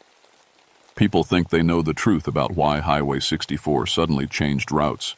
They think it was because of some rare Cherokee artifacts we found. That's only part of the story. I was 28 then, 6 years into my ranger job. My friends called me Dan, but my Cherokee grandmother always used my full name when she told me the old stories. She said names have power, especially in the mountains. I should have listened better to those stories. My job was special. I worked with cultural preservation, trying to protect Cherokee sites from being destroyed by progress. It wasn't easy being caught between two worlds. During the day, I wore my ranger uniform and followed federal rules. At night, I wondered if I was betraying my ancestors by letting developers tear up sacred ground. The little people are just stories, I told myself back then. Real threats are flash floods and lightning strikes. I was wrong about that too. Looking Glass Rock was my favorite patrol area. The granite dome rose up from the forest like a sleeping giant, all smooth stone and ancient power.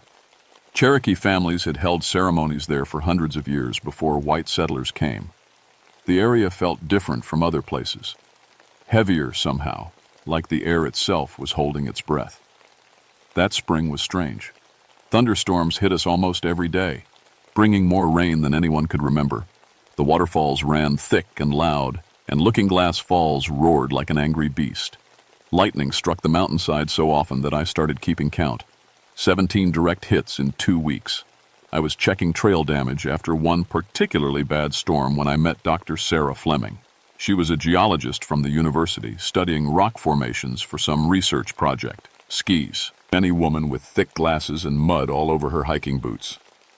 "Ranger Whitehorse?" she called, waving a clipboard. "I'm glad you're here. I need to report something unusual." I walked over, stepping carefully on the wet rocks. "What's the problem, Dr. Fleming?" She pointed toward Looking Glass Falls, where the water crashed down in white sheets. "That lightning strike yesterday. It opened something up behind the waterfall. A cave entrance that wasn't there before." I followed her gaze. Sure enough, there was a dark opening in the rock face, hidden behind the falling water. It looked like a mouth, black and waiting. "Caves open up sometimes after heavy weather," I said. "Nothing too unusual about that. But this one's different." Dr. Fleming stepped closer, lowering her voice even though we were alone. "I was taking measurements this morning and I heard something coming from inside. Voices, Ranger Whitehorse, and music." The hair on my neck stood up, but I kept my expression neutral. "Probably just echoes from the water. Sound bounces funny in cave systems." She shook her head hard. "No, this was different. It sounded like people singing, old songs, in a language I didn't recognize."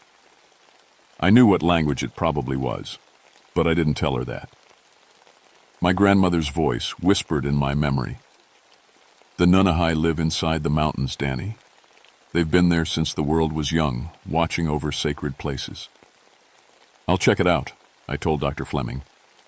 "In the meantime, stay away from the cave. These rock formations can be unstable after storms." She nodded and headed back down the trail, but I could see she wasn't satisfied. People like her, scientists, researchers, they had to poke at mysteries until they figured them out. It was dangerous thinking in a place like this.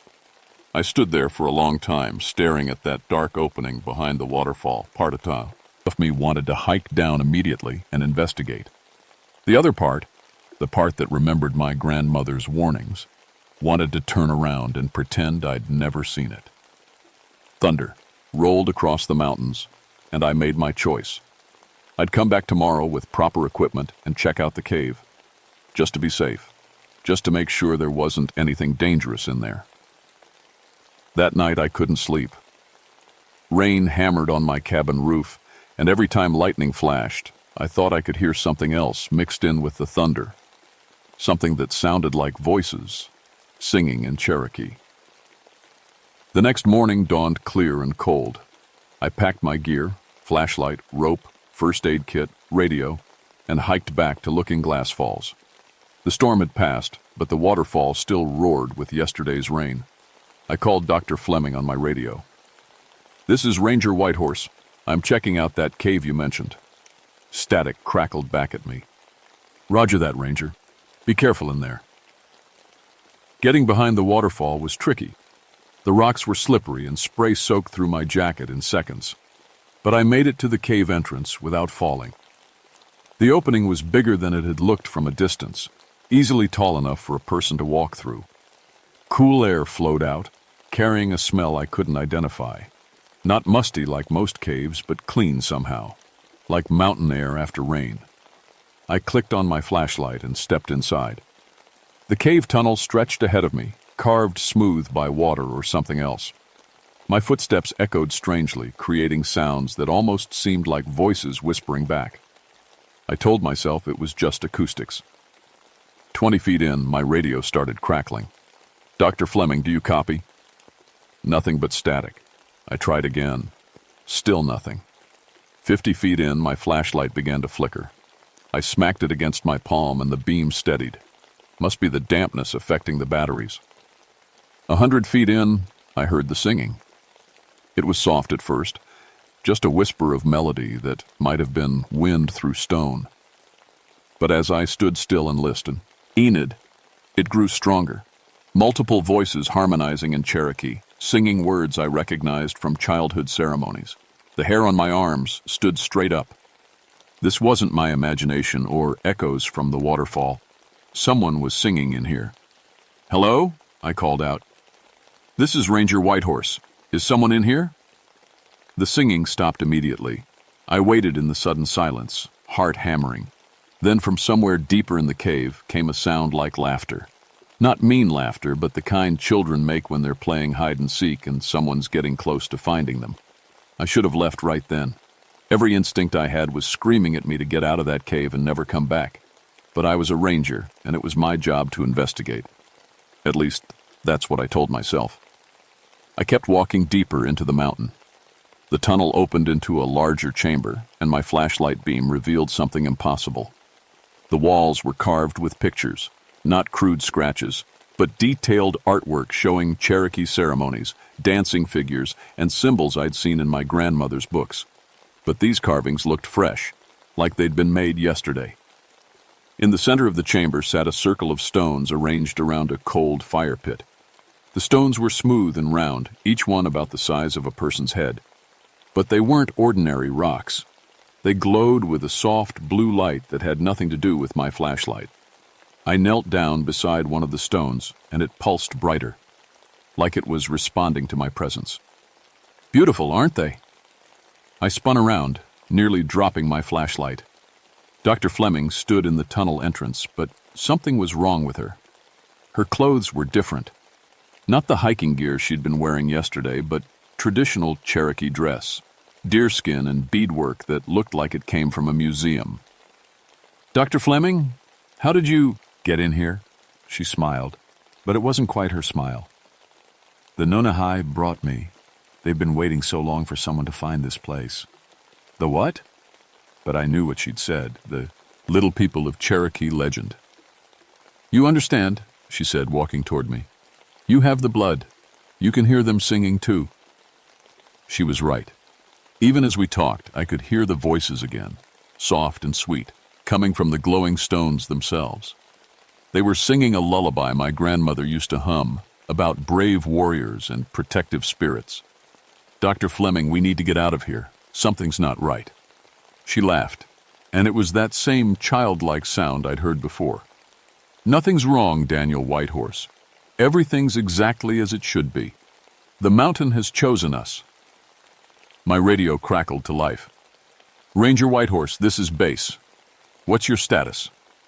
I grabbed for the radio, but Dr. Fleming was faster. She knocked it from my hand, and it clattered across the stone floor, going silent. "They don't understand," she said. "The outside world can't hear what we hear, can't see what we see." "What are you talking about?" She gestured to the carved walls. "Look closer, Daniel. Really look." I shined my flashlight on the carvings again, and this time I saw movement. The carved figures were dancing, their stone limbs shifting in the blue glow. Cherokee dancers celebrating around fires that flickered with real flame despite being carved from rock.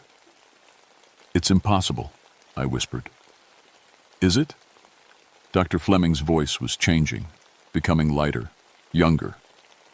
"Your grandmother told you the stories. The Nunahai who saved Cherokee children during the Trail of Tears, who brought them inside the mountain to safety." The singing grew louder, and I saw them. Small figures, no taller than children but clearly adult, dressed in traditional Cherokee clothing from centuries past. They sat on the glowing stones, watching us with ancient, knowing eyes. One of them, wearing a war chief's feathers, stood and walked toward me.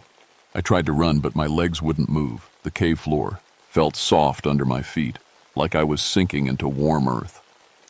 The war chief spoke in Old Cherokee, words my conscious mind didn't understand, but my blood recognized. He was welcoming me home. I don't know how long I stood there listening to the war chief's words wash over me like warm water. Time felt different in the cave, thick and slow, like honey. When I finally blinked and looked around, Dr. Fleming was gone. "Where is she?" I asked, but my voice sounded strange, distant. The war chief smiled and gestured deeper into the cave system. Through tunnels I hadn't noticed before, I could see flickering firelight and hear more voices. A whole community living inside the mountain. I tried to step backward toward the entrance, but the stone floor rippled under my feet like water. The Nunehai weren't holding me prisoner exactly, but they weren't letting me leave either. "What do you want?" I asked.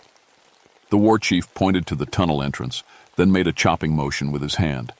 He spoke in Cherokee again, and somehow I understood. Danger coming. Destroyers. Must stop. Images flashed in my mind, not my own thoughts, but memories the Nunehai were sharing with me. Government surveyors with their machines, marking trees and measuring distances. Plans to blast through the mountain for a new highway. The sacred cave system would be destroyed, along with all the Cherokee spirits who called it home. "The highway project," I whispered. "You want me to stop the highway?" The war chief nodded, but his expression was sad. He showed me more images. Cherokee families forced from their land. Children crying as soldiers burned their homes. The long walk west where so many died. The Nunehai had saved who they could, bringing them into the mountain sanctuary. But now, even this safe place was threatened. A sound from the tunnel entrance made us all turn. Dr. Fleming was back, and she looked different again. Older somehow, with streaks of gray in her hair and lines around her eyes that hadn't been there before. "How long was I gone?" she asked, but her voice was dreamy, like she was talking in her sleep. I checked my watch. It had stopped working. "I don't know. A few minutes?" She laughed. "Minutes? I've been walking through the most beautiful places. Gardens that grow without sunlight, streams that flow upward, rooms full of children who never age." She looked at me with eyes that seemed to hold centuries. "They saved so many, Daniel. During the worst times, when our people were being hunted and killed, the Nunehai opened the mountains and brought them to safety. Dr. Fleming, we need to leave. Now." I tried to move toward the entrance again, but the stone floor held my feet like quicksand. "Leave?" She looked confused. "Why would we want to leave? This is where we belong, where our people have always belonged." That's when I realized she wasn't just Dr. Sarah Fleming anymore. The Nunehai had filled her with memories, Cherokee memories from the past. She was seeing the world through the eyes of ancestors who had lived centuries ago. The war chief spoke again, and this time I understood every word. He was telling me about the surveyors who would come in 3 days, about the explosives they would use to clear a path through Looking Glass Rock, about how all of this would be destroyed unless someone stopped them. "I can't fight the government," I said. "I work for them." But even as I spoke, I felt the mountains pull. The Nunehai weren't just asking for my help. They were offering me something, a connection to my heritage that I'd never felt before, a chance to truly belong somewhere. Dr. Fleming was changing before my eyes. Her university clothes had become traditional Cherokee dress, her skin taking on the golden glow of the Nunehai themselves. She was becoming one of them, choosing to stay in the mountain forever. "Don't you feel it?" she asked. "The peace, the rightness of this place?" I did feel it. The cave was warm and welcoming, full of the voices of my ancestors. Part of me wanted nothing more than to sit down on one of those glowing stones and listen to their stories until the world outside ceased to matter. But another part of me remembered my ranger duties, my life on the surface, the responsibility I had to protect both the forest and the people who visited it. "There has to be another way," I said. The war chief shook his head sadly and showed me one final vision. Machines tearing through the mountainside, Ancient Cherokee burial grounds bulldozed for road gravel. The cave system flooded with concrete and steel. That's when the first tremor shook the mountain.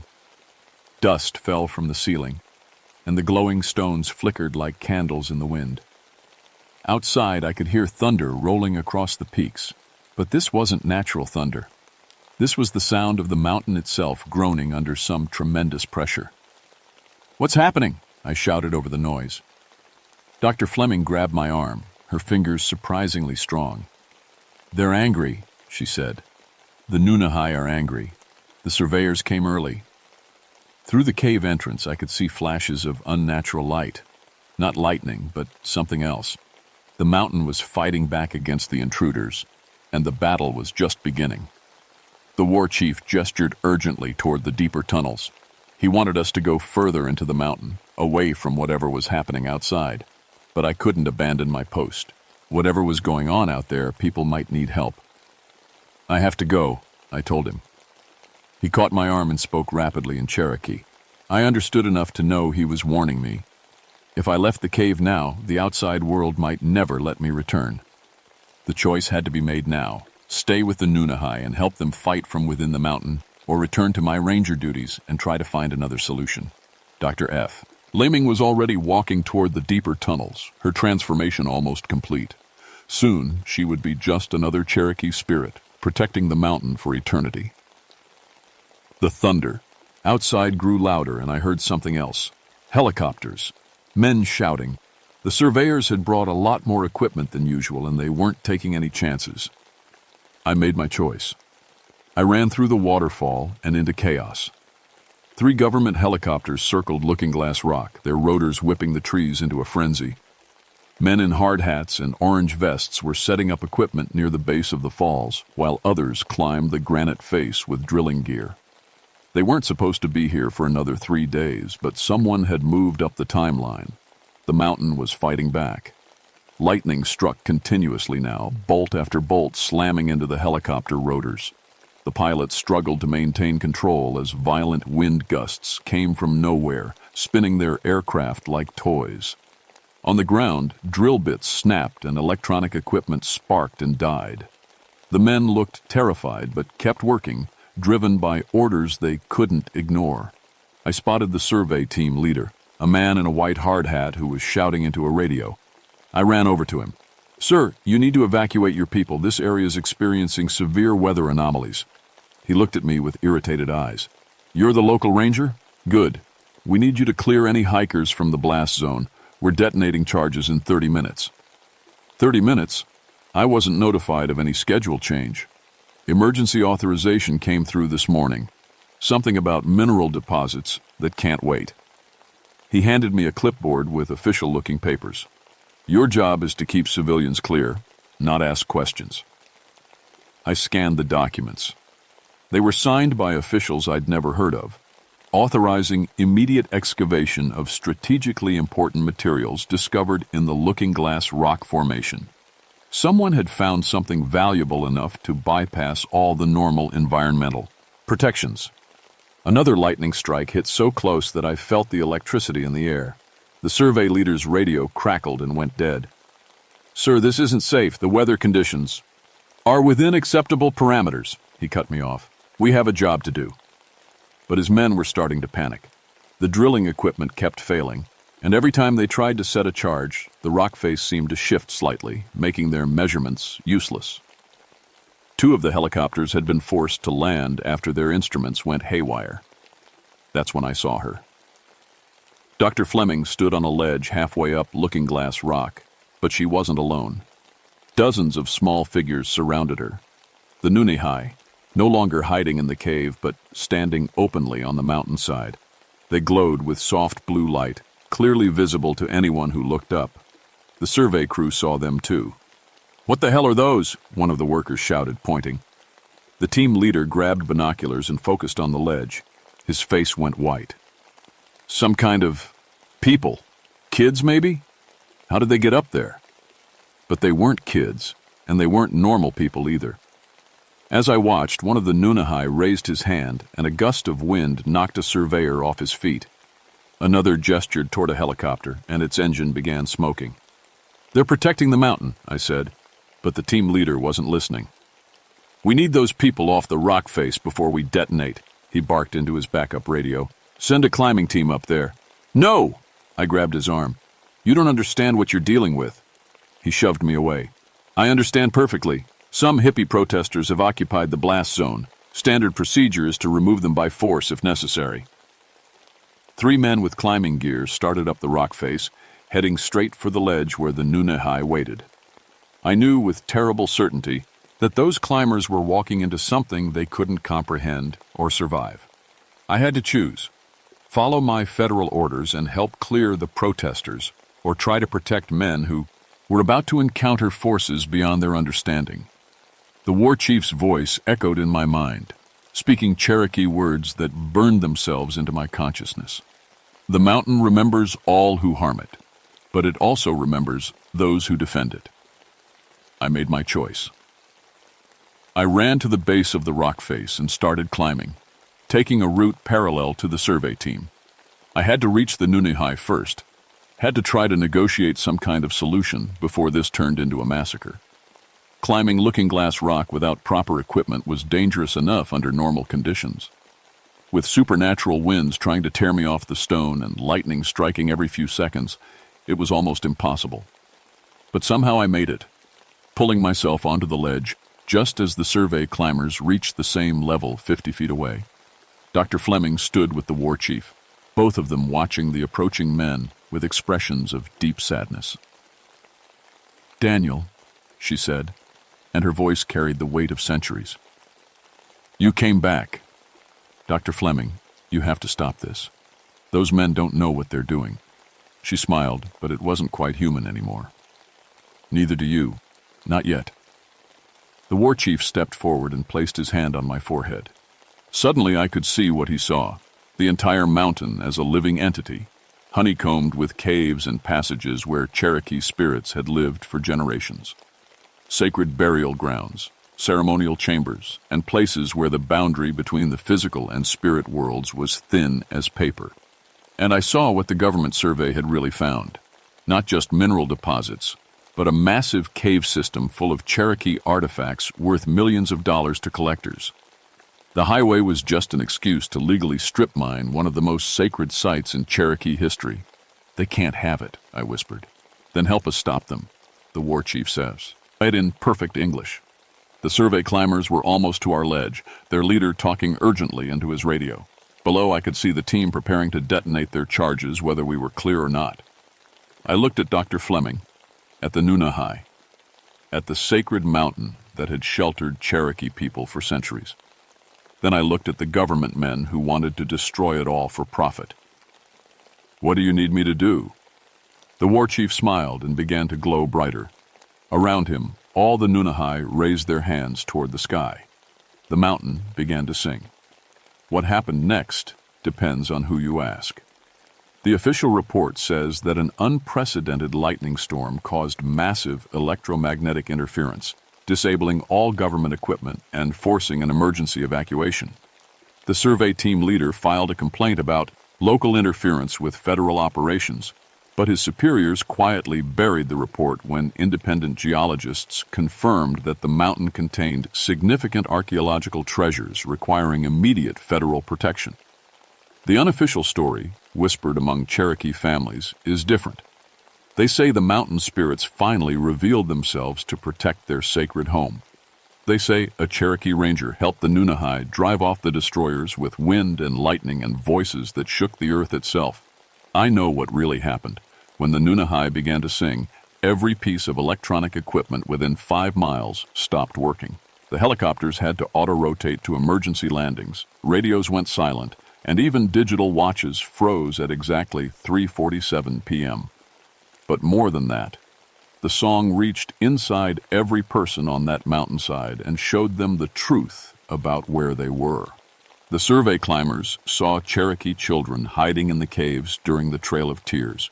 The helicopter pilots saw ancient ceremonies performed on the rock face by firelight. The team leader saw generations of Cherokee people buried in grounds he'd planned to excavate. Dr. Fleming never came down from the mountain. The official story says she suffered altitude sickness and exposure, requiring extended medical treatment. But I know better. She chose to stay with the Nunahai to become one of the guardians of Looking Glass Rock. Sometimes, when the moon is full, hikers report seeing a woman in traditional Cherokee dress standing on the high ledges, keeping watch. The highway was rerouted around the mountain. Looking Glass Rock became the Looking Glass Cultural Heritage Area, jointly managed by the National Park Service and the Cherokee Nation. I became the first official cultural preservation specialist, responsible for protecting Cherokee sites throughout the Appalachians. My job description says I monitor archaeological sites and maintain relationships with tribal historians. What I really do is listen for singing stones and watch for signs that other sacred places need protection. Because Looking Glass Rock wasn't the only Cherokee sanctuary in these mountains, and it won't be the last to face threats from the outside world. Sometimes, late at night, I return to the cave behind the waterfall. The glowing stones are still there, and so are the Nunahai. They welcome me back like family, sharing stories of the old days and visions of challenges yet to come. They've given me the ability to see beyond the normal world, to sense when Cherokee spirits are in danger, and to communicate with forces most people never know exist.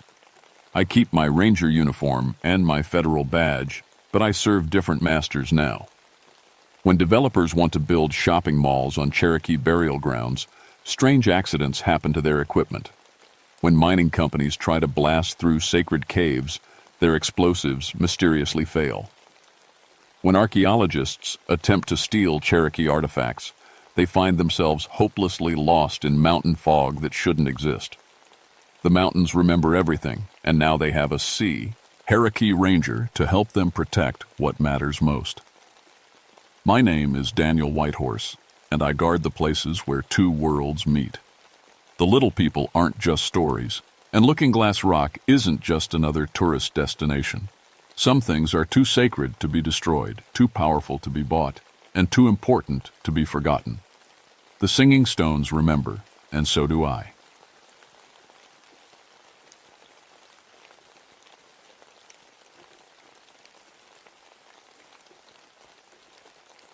My name is Liz Carpenter, and I've been a forest ranger for 11 years now. I know these West Virginia woods like the back of my hand. Every trail, every creek, every old logging road that cuts through the cranberry wilderness. I've seen black bears up close, pulled lost hikers out of ravines, and dealt with more bug problems than I care to count. That's actually my specialty. Bugs. I have a degree in studying insects, and when something's eating our trees or making campers miserable, they call me. But I'd never seen anything like what I found that hot July morning in 1984. The call came in around 6 a.m. Two backpackers were overdue from a 3-day hike, and their families were worried sick. Park Service protocol is pretty clear. We give experienced hikers some wiggle room, but when they don't show up a full day past their planned return, we go looking. I grabbed my gear and headed out in my truck, windows down because the AC had been broken for 2 months. The forest felt wrong that morning, though I couldn't put my finger on why. It was too quiet. No bird songs, no squirrels chattering, no buzz of insects. Just the sound of my tires on gravel and the hot wind through the trees. The missing hiker's car was still parked at the Pine Ridge trailhead, covered in a thick layer of dust. I checked the registration, Dave and Susan Martinez from Pittsburgh. Their permit said they planned to camp at Blue Creek about 8 miles in, easy hike for experienced people, which their gear suggested they were. I shouldered my pack and started up the trail. The heat was already brutal at 7 a.m., and sweat was running down my back before I'd gone half a mile. The drought had been going on for 6 weeks now, leaving the forest dry as kindling. Even the creek beds were just cracked mud and scattered rocks. But it wasn't the heat that bothered me. It was the silence. In 11 years of walking these trails, I'd never been in woods this quiet. No insects humming, no birds calling, nothing. Just the sound of my boots on the hard-packed earth and my own breathing. Every forest ranger knows that when the animals go quiet, something's very wrong. I found their first camp at Miller's Clearing, right where they'd marked it on their permit. The site was clean and properly set up. These people knew what they were doing, but there were no footprints leaving the camp. It was like Dave and Susan had just vanished into thin air. I radioed back to headquarters. "Base, this is Carpenter. Found the first campsite. No sign of the hikers, but something's off here. The wildlife activity is unusual." "Define unusual," came the crackling reply from dispatch. I looked around the empty clearing, trying to put it into words. "Complete absence of insects and birds. I haven't seen so much as a fly since I started hiking." "Weather-related?" "Negative. This isn't normal behavior for drought conditions."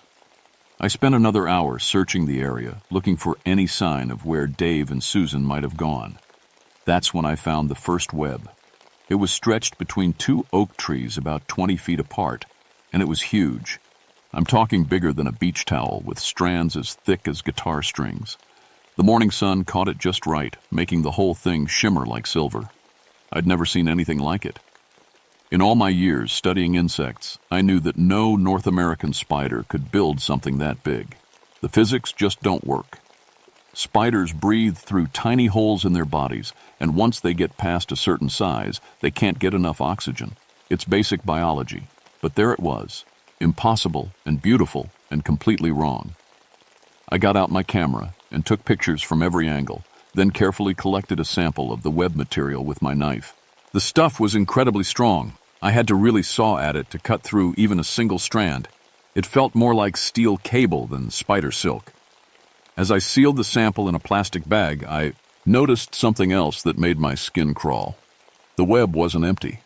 There were bundles hanging from it, wrapped up tight in silk. At first I thought they might be insects or small animals, but they were too big. Much too big.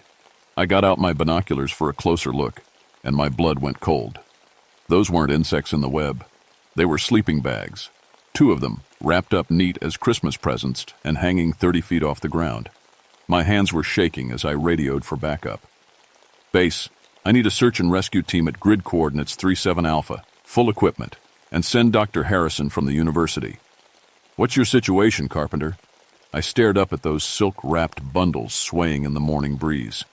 "I think I've found our missing hikers." It took 3 hours for the rescue team to reach me. 3 hours I spent staring at that impossible web and trying to make sense of what I was seeing. I walked circles around the 2 oak trees, looking for any explanation that didn't involve giant spiders. Maybe it was a prank. Maybe some college kids had rigged up fake web material and hung mannequins in sleeping bags as a joke. Maybe I was having some kind of breakdown from the stress of my divorce 6 months ago. Any explanation seemed more likely than the truth my eyes were showing me. But when the rescue team arrived with their climbing gear and lowered those bundles to the ground, all my rational explanations fell apart. Dave and Susan Martinez weren't in their sleeping bags. They were wrapped in silk, cocooned like insects in a spider's web. The silk covered them completely, molded tight against their bodies. Through the translucent material, I could see their faces, peaceful, almost like they were sleeping. "Jesus Christ," muttered Tom Bradley, our lead climber. He'd been doing rescues for 15 years and had seen every kind of accident the forest could dish out. "What the hell did this to them?" Dr. Harrison arrived an hour later. I'd called him because he was the best entomologist within 100 miles, and if anyone could explain the web, it would be him. He took one look at my silk samples and went pale. "This protein structure is unique," he said, squinting at the material under his portable microscope. "I've never seen anything like it. The tensile strength is off the charts, stronger than steel cable of equivalent thickness." "What kind of spider could make this?" I asked. He looked up at me with worried eyes. "That's just it, Liz. No spider could make this. The largest orb weaver in North America has a leg span of maybe 4 inches. To build a web this size with this material would require a spider the size of a dinner table. And that's impossible? Biologically impossible. Arthropod respiratory systems can't support that kind of size increase. They'd suffocate under their own body weight." The medical examiner's report made things even stranger. Dave and Susan Martinez had died from blood loss, but there were no major wounds on their bodies, just two small puncture marks on each of their necks, perfectly round and about an inch apart. The marks were so precise they looked almost surgical. "Looks like snake bites," the ME told me. "But no snake in West Virginia has fangs that size." "What about the blood loss?" "That's the weird part. Their bodies were completely drained, but there's no blood anywhere at the scene. It's like something drank them dry and didn't spill a drop." That night, I couldn't sleep. I kept thinking about those puncture wounds and that impossible web.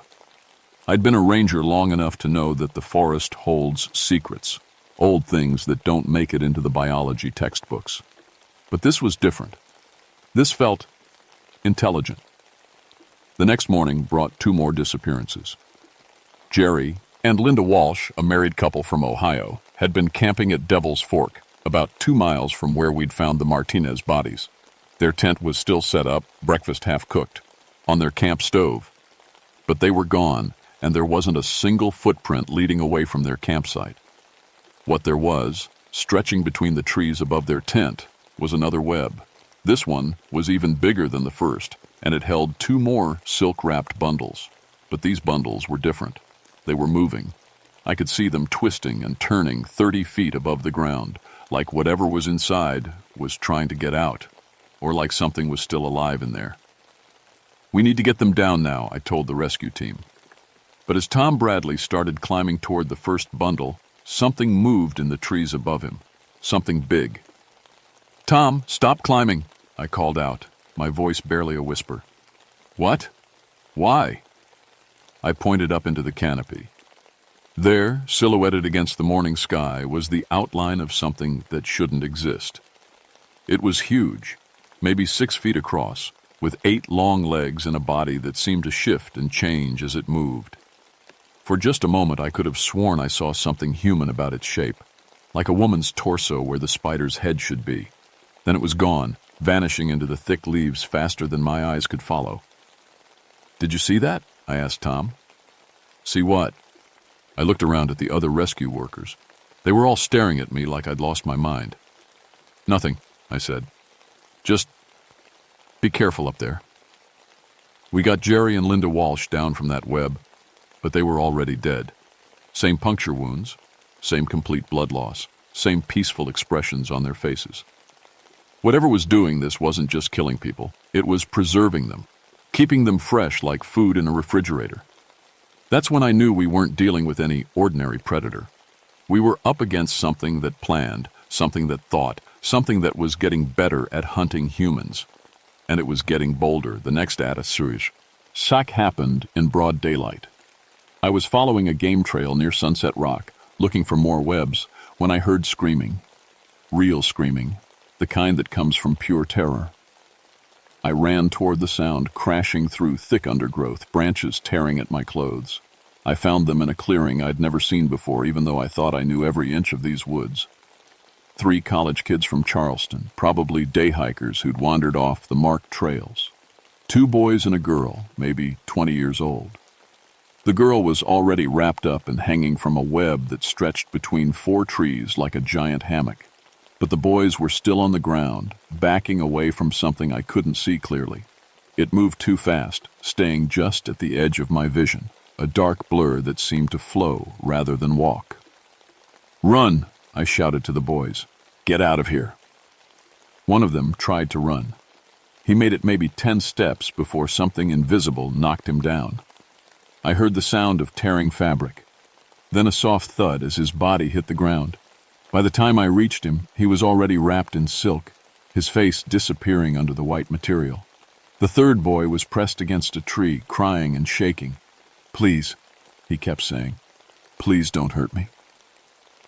That's when I heard the voice. It was a woman's voice, soft and gentle, like a mother comforting a frightened child. But it came from somewhere above us, up in the canopy where no human could be. "Shh," the voice whispered. "Don't be afraid, little one. Mama's here now. Mama will take care of you." I looked up and saw her clearly for the first time. She was hanging upside down from a thick web strand, maybe 15 feet above our heads. From the waist up, she looked like a woman. Pale skin, long black hair, even a human face that might have been beautiful once. But from the waist down, she was pure spider. A huge, bulbous abdomen covered in coarse hair, with 8 long legs that moved with horrible grace. "You're frightening my children," she said to me, tilting her head like a curious bird. Her voice was still gentle, but there was something wrong with it, something that made my skin crawl. "They need to rest now. They need to be safe." The third boy tried to run. The spider woman moved faster than anything I'd ever seen, dropping from her web and flowing across the ground like water. Her human hands grabbed the boy around the waist while her spider legs held him still. I heard a soft puncture sound. Then the boy went limp. "There," she said, beginning to wrap him in silk that seemed to pour out of her body. "Safe now. Mama's children are always safe." I should have run. Every instinct I had was screaming at me to get out of that clearing and never come back. But I'm a ranger. These were my woods, and these were people under my protection. I pulled out my service weapon, a .38 revolver that suddenly felt like a toy in my hands. "Let him go," I said, trying to keep my voice steady. The spider woman looked at me with eyes that were completely human.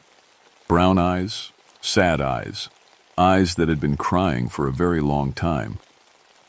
"You're hurt," she said. "I can smell it on you. Someone broke your heart, didn't they? Left you all alone?" I thought about my ex-husband, about coming home to an empty house for 6 months now, about throwing myself into work so I wouldn't have to think about how lonely I was. "I know what that feels like," the spider woman continued. "I lost my children too, all of them. The fever took them in the winter of 1847, one by one, until I had nobody left." She finished wrapping the boy and hung him from the web with the others. 3 more bundles, 3 more lives ended. "But I learned how to keep them safe," she said. "How to make sure they never leave me again. Would you like that? Would you like to be safe with your mama forever?" I raised my gun, but my hands were shaking so badly I could barely aim. "You can't hurt me with that little thing," she said. Not unkindly. "I've been shot before. Stabbed, burned, poisoned. Nothing works. Nothing can separate a mother from her children."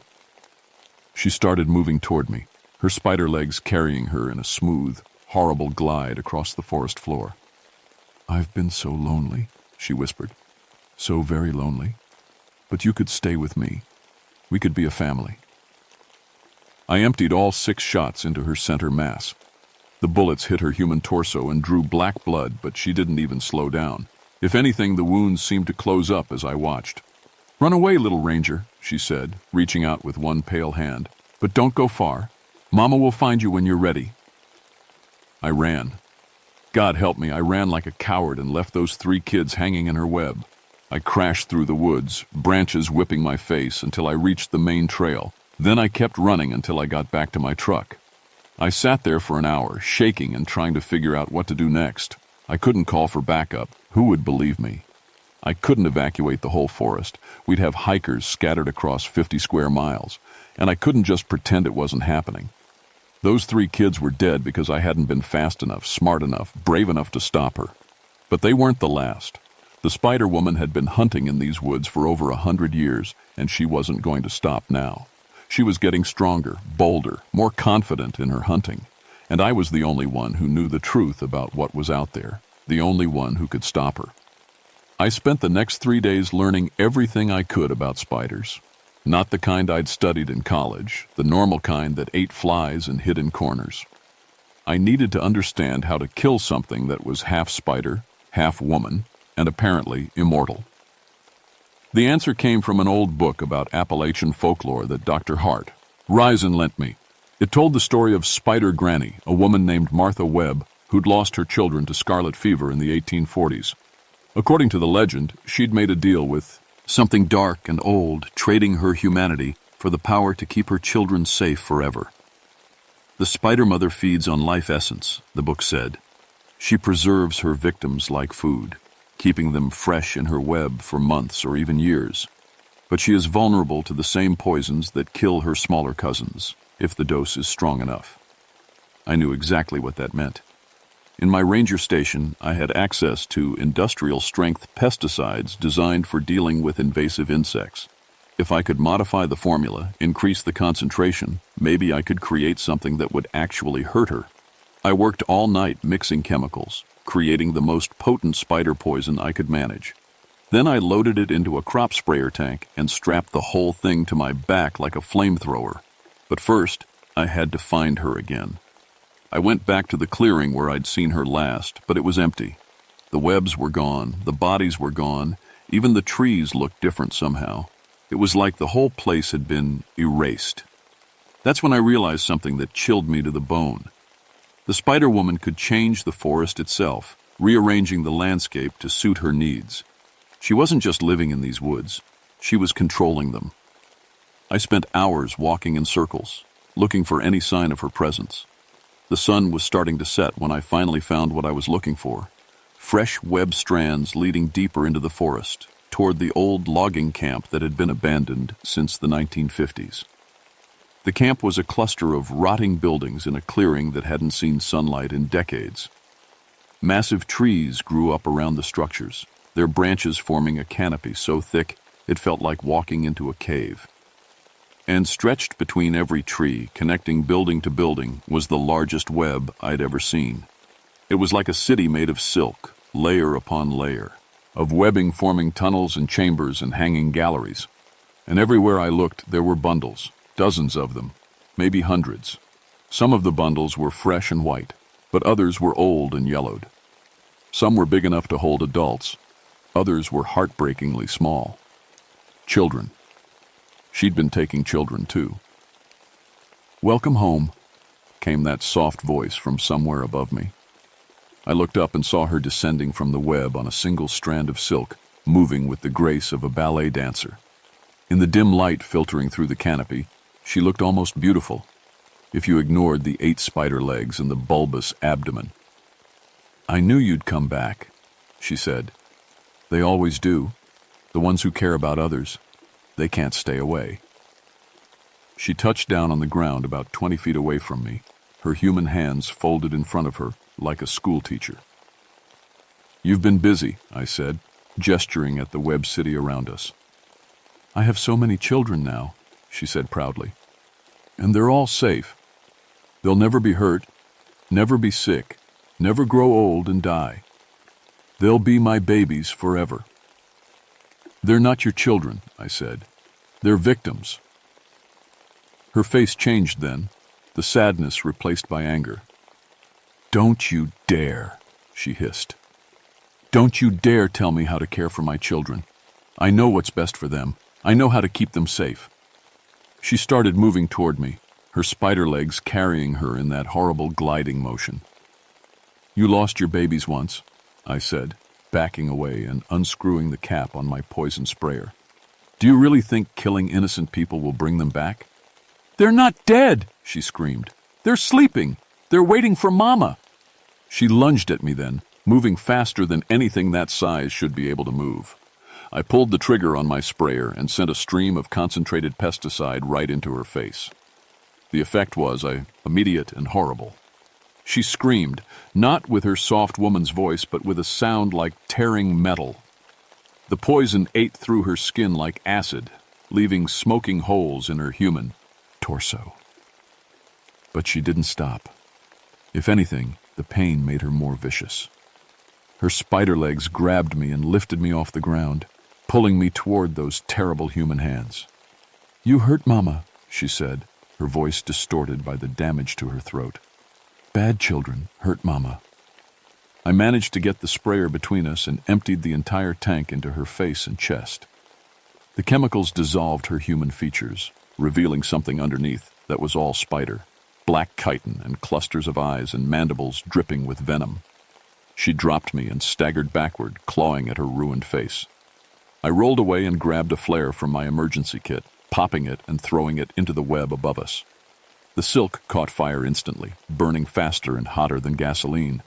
Within seconds, the entire web city was ablaze, and the bundles hanging from it began to burn too. The Spider Woman let out a wail that shook the trees, watching her precious collection go up in flames. Then she turned to me with pure hatred in her remaining eyes. "You killed my children," she whispered. "I set them free," I said. She came at me one last time, but the poison had done its work. Her movements were sluggish, uncoordinated. I managed to stay ahead of her until the flames reached the ground and began eating through her web supports. The whole structure came down like a burning house, tons of flaming silk and timber crashing to the forest floor. The Spider-Woman disappeared under the falling debris, her screams cut off in an instant. I stood there in the burning clearing, watching a century of murders go up in smoke, and tried not to think about all the people I'd been too late to save. The official report blamed the deaths on a rabid bear and an unusually aggressive pack of wolves. The families of the victims got closure, the forest got reopened to hikers, and life went back to normal. But I knew better. I'd seen something that night in the flames, just before the whole web structure collapsed. The Spider-Woman hadn't died. She'd burrowed down into the earth, wounded but not finished. And as I watched, I'd seen dozens of smaller spiders scurrying away from the fire, carrying something precious in their jaws. Egg sacs. Dr. Harrison helped me understand what the silk samples really meant. The protein structures were unlike anything in nature, suggesting genetic changes that couldn't have happened naturally.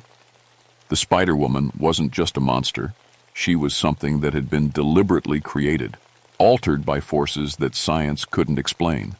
And if it had happened once, it could happen again. I still work these woods, still patrol the trails and help lost hikers find their way home. But I carry different equipment now: industrial pesticides, flamethrowers, and a deep respect for the old stories that mountain folks tell about things that live in dark places. Sometimes on quiet nights when the forest is too still, I think I hear her voice calling from the deep woods. "Mama's coming," she whispers. "Mama will find you." Last month we had reports of unusual web structures near the old mining roads in Tucker County. The webs were small, maybe the size of dinner plates, but they had that same impossible strength, that same unnatural shimmer. And yesterday, a hiker found what looked like a child's doll wrapped in silk and hanging from a tree branch. When we cut it open, it wasn't a doll at all. It was a squirrel, perfectly preserved, with 2 tiny puncture marks in its neck. The Spider-Woman's children are growing up, learning to hunt, getting ready to build webs of their own. And somewhere out there in the deep woods, their mama is healing, growing stronger, planning her return. I've requested a transfer to a desk job in Charleston. My supervisor thinks it's because of stress, because of what I saw in those burning webs.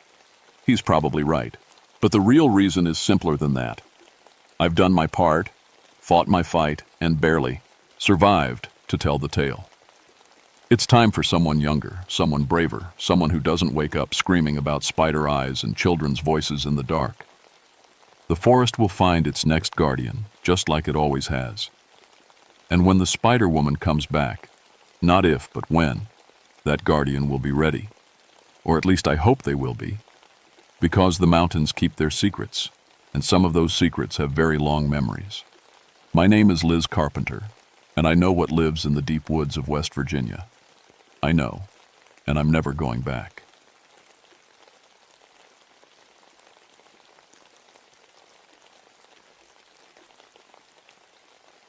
My name is Marcus Holbrook, but everyone calls me Mark.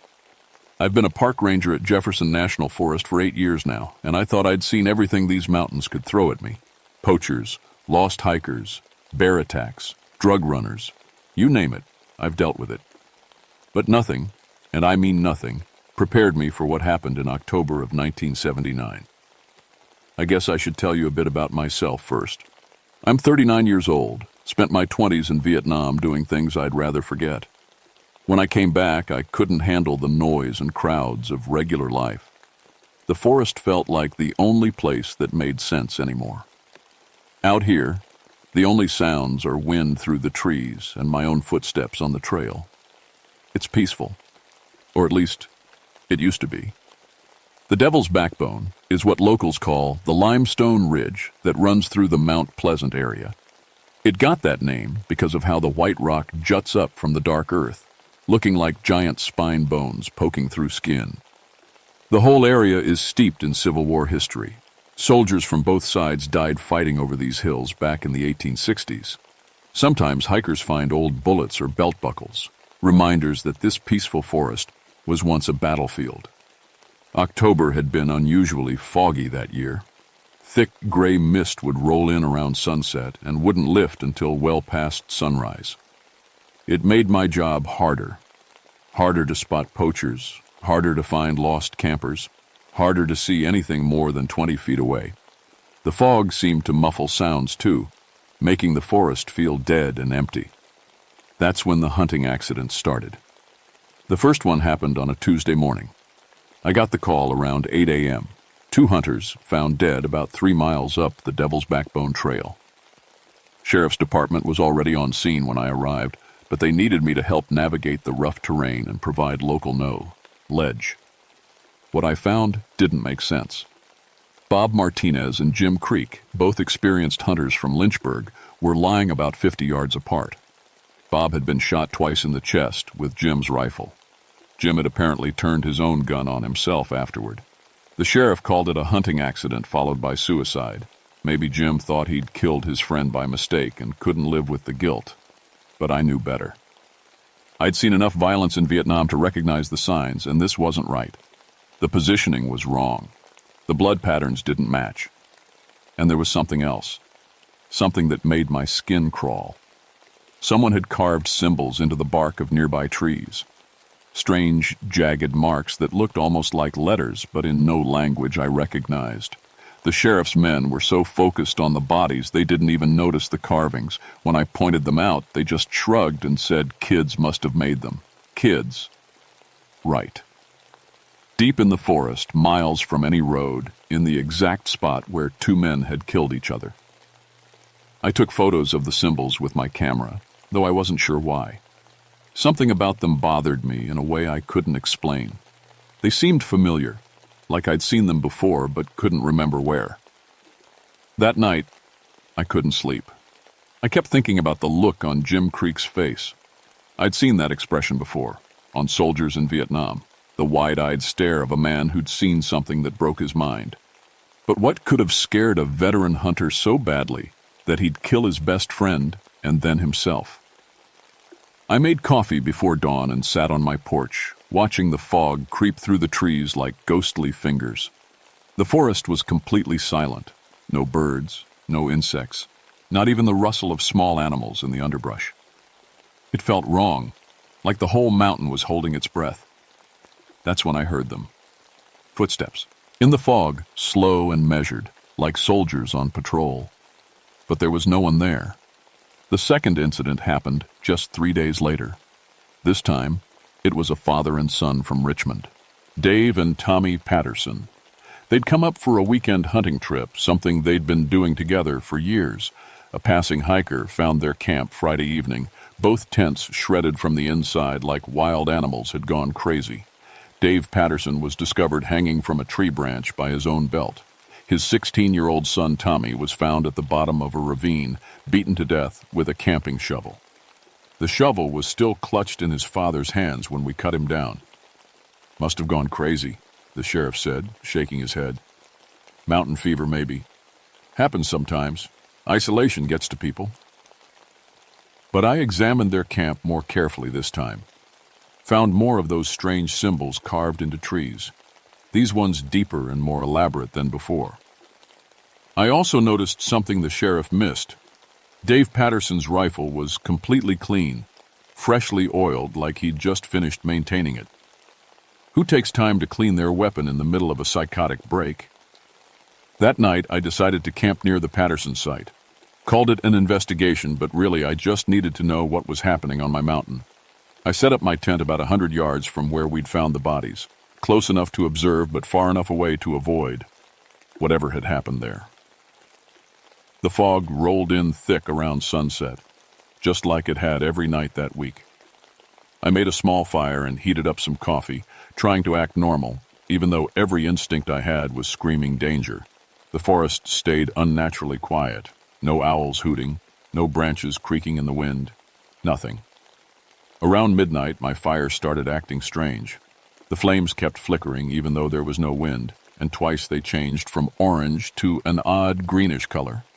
I'd never seen anything like it. That's when I heard the voices.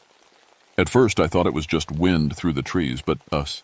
As I listened closer, I could make out words. Whispered conversations in the fog, too far away to understand, but close enough to know they were there. I grabbed my flashlight and searched the area around my camp, but the beam barely cut through the thick mist.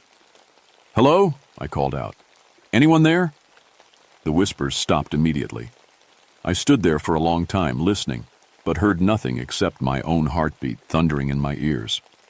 Then, just as I was about to sit back down, a voice spoke clearly from somewhere behind me.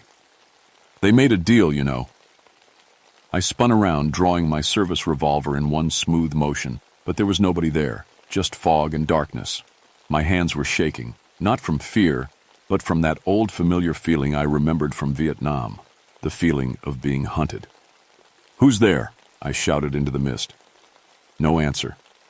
I didn't sleep that night, just sat by my dying fire, weapon ready, waiting for sunrise. When the fog finally lifted around 8 a.m., I searched the entire area around my camp. Found footprints in the soft earth, boot prints that looked old-fashioned, like the kind Civil War soldiers might have worn. But that was impossible. Those battles had been fought over 100 years ago. I packed up camp and hiked back to the ranger station, my mind racing.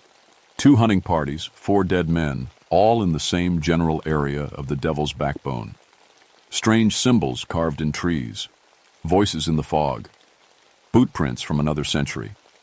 I spent the rest of the morning in our small library, pulling out every book we had about local history. Most of it was standard stuff, pioneer settlements, logging operations, famous battles. But buried in a dusty old volume called Forgotten Battles of the Civil War, I found something that made my blood run cold. According to the book, a Confederate regiment had been stationed on the Devil's Backbone in October of 1863. They were cut off, outnumbered, and facing certain death or capture. The commanding officer, a colonel named Jeremiah Blackwood, had apparently become desperate enough to try unconventional methods. The book was vague about details, but it mentioned strange rituals and bargains made with dark forces.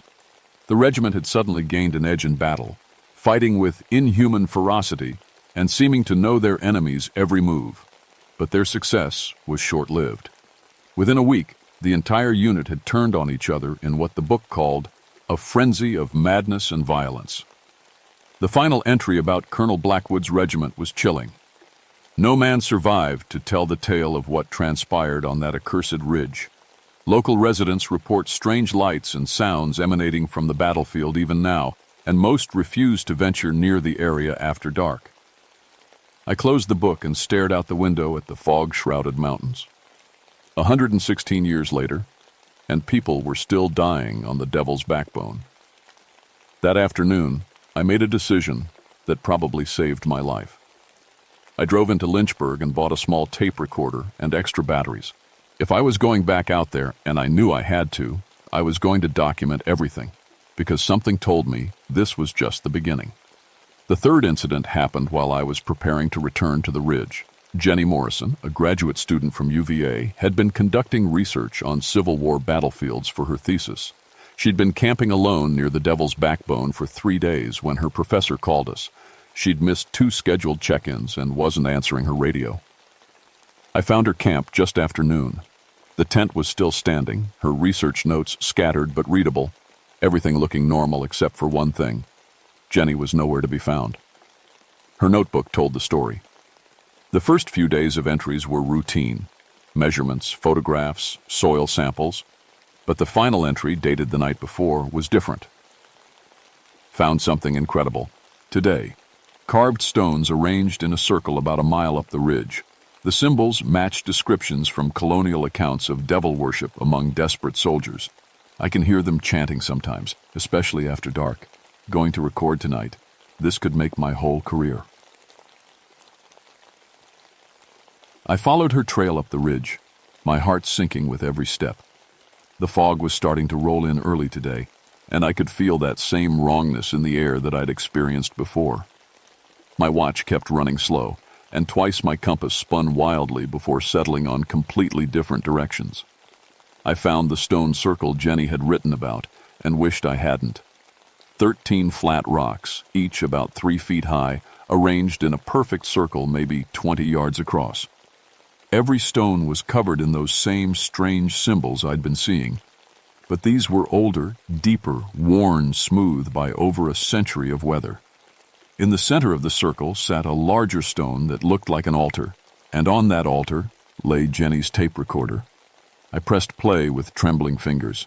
Jenny's voice came through clearly at first, describing the circle, reading the symbols out loud in some language that hurt to listen to. But as the recording continued, her voice changed, got deeper somehow, like she was speaking with someone else's throat. "They're here," she whispered, and I could hear footsteps in the background of the recording, heavy boots marching in formation. "Oh God, they're all here. Colonel Blackwood says they've been waiting, says the deal isn't finished, says they need more." The recording erupted in screaming. Not just Jenny's voice, but dozens of voices all screaming at once, and underneath it all, a sound like laughter. Cold, inhuman laughter that seemed to come from everywhere at once. Then silence. I found Jenny's body at the bottom of the ridge, broken on the rocks like show. It'd thrown herself off the cliff, but that wasn't the worst part. The worst part was what she'd carved into her own arms before she died. Those same symbols cut deep into her flesh like she was trying to write a message in her own blood. That night, I made camp right in the stone circle. I know how that sounds. Stupid, reckless. Exactly what the guy in horror movies does right before he dies. But I had to know. I had to understand what was happening on my mountain, what was killing people in my forest. And something told me the only way to get answers was to face it head on. I set up my tent outside the circle, but kept my fire burning right in the center, next to that altar stone. As darkness fell and the fog thickened, I started the tape recorder and began documenting everything I saw and heard. October 15th, 1979, 9:30 p.m. Ranger Marcus Holbrook investigating supernatural disturbances on Devil's Backbone Ridge. Currently positioned at Stone Circle, discovered by victim Jenny Morrison. That's when they started appearing. At first, just shapes in the fog. Tall figures moving between the trees like they were on patrol. But as the night went on, they became clearer. Men in gray uniforms carrying old-fashioned rifles, their faces pale and gaunt like they hadn't eaten in weeks. They began forming up around the circle, taking positions like soldiers preparing for battle. I counted at least 30 of them, maybe more, disappearing and reappearing in the mist. None of them seemed to notice me at first. They were focused on something else, something in the center of the circle. That's when he appeared. Colonel Blackwood stepped out of the fog like he'd been waiting there all along. Tall, thin, with a neat beard and eyes that reflected my firelight like an animal's. His gray uniform was immaculate despite being over a century old, and when he spoke, his voice carried clearly through the mist. "You're the one who's been asking questions." I tried to answer but found I couldn't speak. My throat felt frozen, like the words were stuck somewhere between my brain and my mouth. "Do you know what it's like," he continued, walking slowly around the circle, "to watch your men die one by one? To know that everything you fought for, everything you believed in, is lost?" He stopped directly across from me, his dead eyes boring into mine. We made a choice. When faced with certain defeat, we chose to bargain. The old powers promised us victory, promised us the strength to protect what we loved. All they asked in return was service. The ghostly soldiers around the circle began to laugh, that same cold sound from Jenny's recording. "But the old powers lied," Blackwood said. "Victory came with a price. We won the battle, but we lost ourselves. Turned into monsters, killed our own brothers, destroyed everything we meant to protect." He stepped into the circle, moving closer to my fire. "And now we're trapped, bound to this place, forced to serve until we can fulfill our contract. We need the living to finish what we started. We need bodies, minds, souls willing to complete the bargain." That's when I understood. The hunters, the student, they hadn't gone crazy. They'd been possessed, used as tools by these dead soldiers to continue some ancient war that should have ended over a century ago. "What do you want?" I managed to whisper. Colonel Blackwood smiled, and his teeth looked like broken glass in the firelight. "We want you to choose, Ranger. Join us willingly, and we'll make your death quick. Fight us, and we'll take you anyway, but slowly, painfully, making you watch as we use your body to kill everyone you've sworn to protect." Around the circle, his soldiers raised their rifles, all pointing at my heart. What's it going to be? I looked around the circle at 30 dead soldiers with their weapons trained on me, and did the only thing that made sense. I laughed. "You know what's funny?" I said, surprising myself with how steady my voice sounded. "I've been here before. Different country, different war, same choice. Kill or be killed." Colonel Blackwood's smile faltered slightly. "In Vietnam," I continued, standing up slowly, "we had a saying. The only way out is through. You want to possess me? You want to use me to hurt innocent people? Well, come on then. But I'm not going down without a fight." I pulled out my service revolver and aimed it directly at Blackwood's chest. "And I'll tell you something else. I've had enough of ghosts. In the jungle, in my dreams, and now on my mountain. Time to put you to rest." The dead soldiers fired. The sound was incredible, 30 rifles going off at once in the confined space of the circle. But instead of the sharp crack of gunpowder, it sounded muffled, distant, like an echo of something that happened long ago. The bullets passed right through me. Blackwood looked genuinely surprised. "Impossible. The living can't resist us here. This is our domain." "Maybe," I said, keeping my gun trained on him. "But I've got something you don't."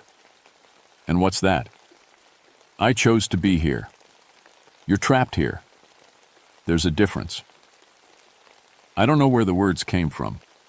They just appeared in my head like someone else was speaking through me.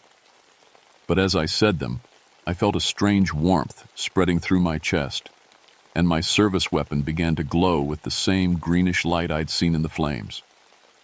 "I've seen what you do to people," I continued. "The families you destroy, the innocent lives you take. You talk about protecting what you loved, but all you do now is kill. That's not service. That's evil." Colonel Blackwood stepped back, and for the first time, he looked uncertain. "You don't understand. We had no choice. Our families, our land, everything we fought for, is gone," I shouted. "Has been gone for over 100 years. You're not protecting anything anymore. You're just spreading death because you're too proud to admit you made the wrong choice." The ghostly soldiers around the circle began to waver, becoming less solid, their faces showing confusion instead of mindless hunger. "The war's over," I said more quietly. "It's been over for longer than most people alive can remember. You lost. The South lost. Your cause is dead, and so are you. It's time to let go." Some of the soldiers began lowering their weapons. I could see conflict in their faces, humanity struggling against whatever dark force had bound them to this place. But Blackwood wasn't giving up so easily. "You think you can banish us with words?" he snarled. And suddenly, he wasn't the dignified officer anymore, but something else, something with too many teeth and eyes like burning coals. "We are bound by blood and sacrifice. We cannot be dismissed by some simple-minded park ranger." He lunged at me, moving faster than anything human should be able to move. I fired 3 shots center mass, and this time they hit. The blessed bullets, blessed by what, I don't know, tore through his form like it was made of fog. He screamed, a sound like metal tearing, and fell to his knees in the center of the circle. "Impossible," he gasped. "The old powers. The bargain." "The bargain was broken the moment you turned on your own men," I said, standing over him. "Evil always destroys itself eventually. That's the only real truth about war." Around us, the other soldiers were fading away, their forms becoming transparent. Some looked relieved, like a great weight had been lifted from their shoulders.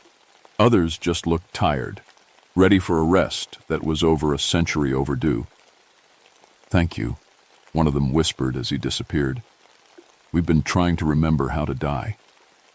Colonel Blackwood made one last, desperate attempt to grab me, but his hand passed right through my leg. "This isn't over," he hissed as his form began to dissolve. "There are others, other places. The old powers have many servants." Then he was gone, and I was alone in Teotihuacan. He circled with my dying fire. The fog began to lift for the first time in weeks. I spent the rest of the night in that circle, but it felt different now. Peaceful. The oppressive weight that had been crushing down on the whole mountain was gone, replaced by something lighter. Around dawn, birds began singing again, the first time I'd heard them in weeks. I hiked back to the ranger station as the sun came up, my mind still reeling from everything that had happened. How do you write a report about fighting ghosts? How do you explain to your supervisor that a century-old curse has been killing hunters on your mountain? The answer, I discovered, is that you don't. The official report blamed the deaths on a combination of factors: toxic mold spores causing hallucinations, isolated location leading to psychological stress, and simple tragic coincidence. The symbols carved in trees were attributed to teenagers playing pranks. Jenny Morrison's research notes disappeared from evidence, filed away in some bureaucratic black hole. But the deaths stopped. The fog lifted. The wildlife returned to the Devil's Backbone Ridge, and hunters started coming back without incident. I kept the tape recorder, though, kept the photos of the symbols, kept detailed notes about everything I'd experienced, locked away in a safety deposit box in Lynchburg. Because Colonel Blackwood's final words haunted me. There are others, other places. The old powers have many servants. 6 months later, I received a transfer request to Gettysburg National Military Park. Seemed they were having some unusual incidents on the battlefield there. Visitors reporting strange sights and sounds, equipment malfunctions, that sort of thing. The kind of problems they thought an experienced ranger might be able to handle. I accepted the transfer. Over the years, I've learned that the Civil War left more scars on this country than most people realize. Not just physical scars, but spiritual ones. Places where so much blood was spilled, so much hatred and desperation concentrated, sometimes leave. Opening. Weak spots where things that should stay buried can claw their way back to the surface. I've become something of a specialist in dealing with these problems. The Park Service doesn't advertise it. Hell, they barely acknowledge it even exists. But there's a small network of rangers who handle the unusual cases.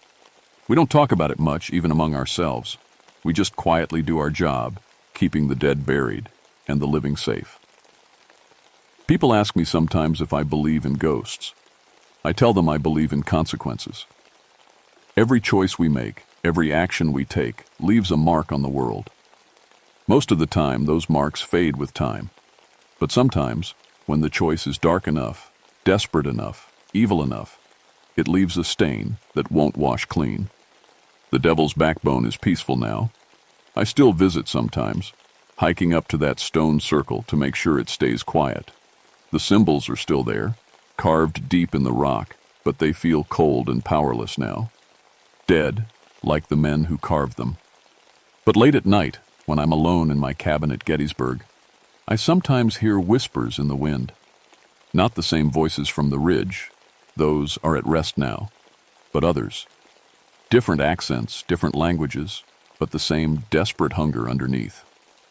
Because the truth is, war never really ends.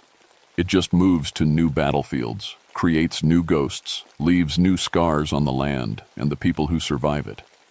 And sometimes, those ghosts need a ranger to help them find their way home. My name is Marcus Holbrook, and this is my job. It's not the job I thought I'd have when I came back from Vietnam, but it's the one I've got. And as long as there are old battlefields and desperate spirits, as long as there are people who need protecting from the mistakes of the past, I'll keep doing it. Because in the end, someone has to stand guard between the living and the dead. Someone has to keep the peace.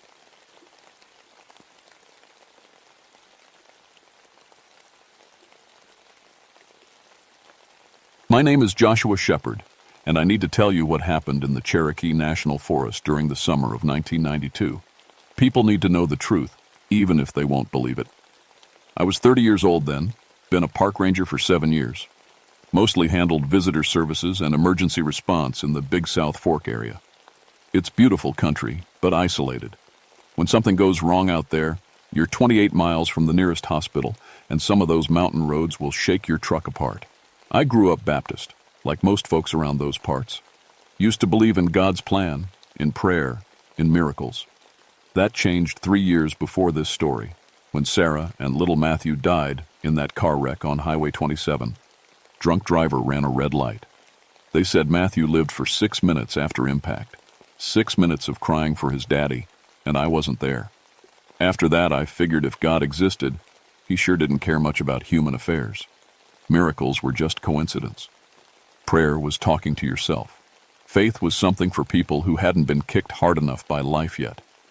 The mountains didn't care about my problems, though. Visitors kept coming, getting lost, falling off cliffs, having heart attacks on the trails. I did my job, helped people, saved lives when I could, filled out the paperwork when I couldn't. That summer was particularly busy. Revival season brought all kinds of religious groups into the backcountry. Most were harmless.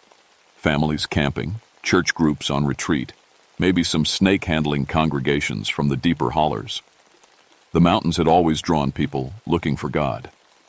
Something about being up there, surrounded by all that green wilderness, made folks feel closer to heaven. Or so they thought. The first sign something was different came on a Tuesday morning in July. I was checking permits at the Honey Creek Trailhead when Mrs. Garrett from the visitor center radioed me. "Josh, you need to get over to campsite 12. Got some folks there claiming they witnessed miracles." I drove over expecting the usual.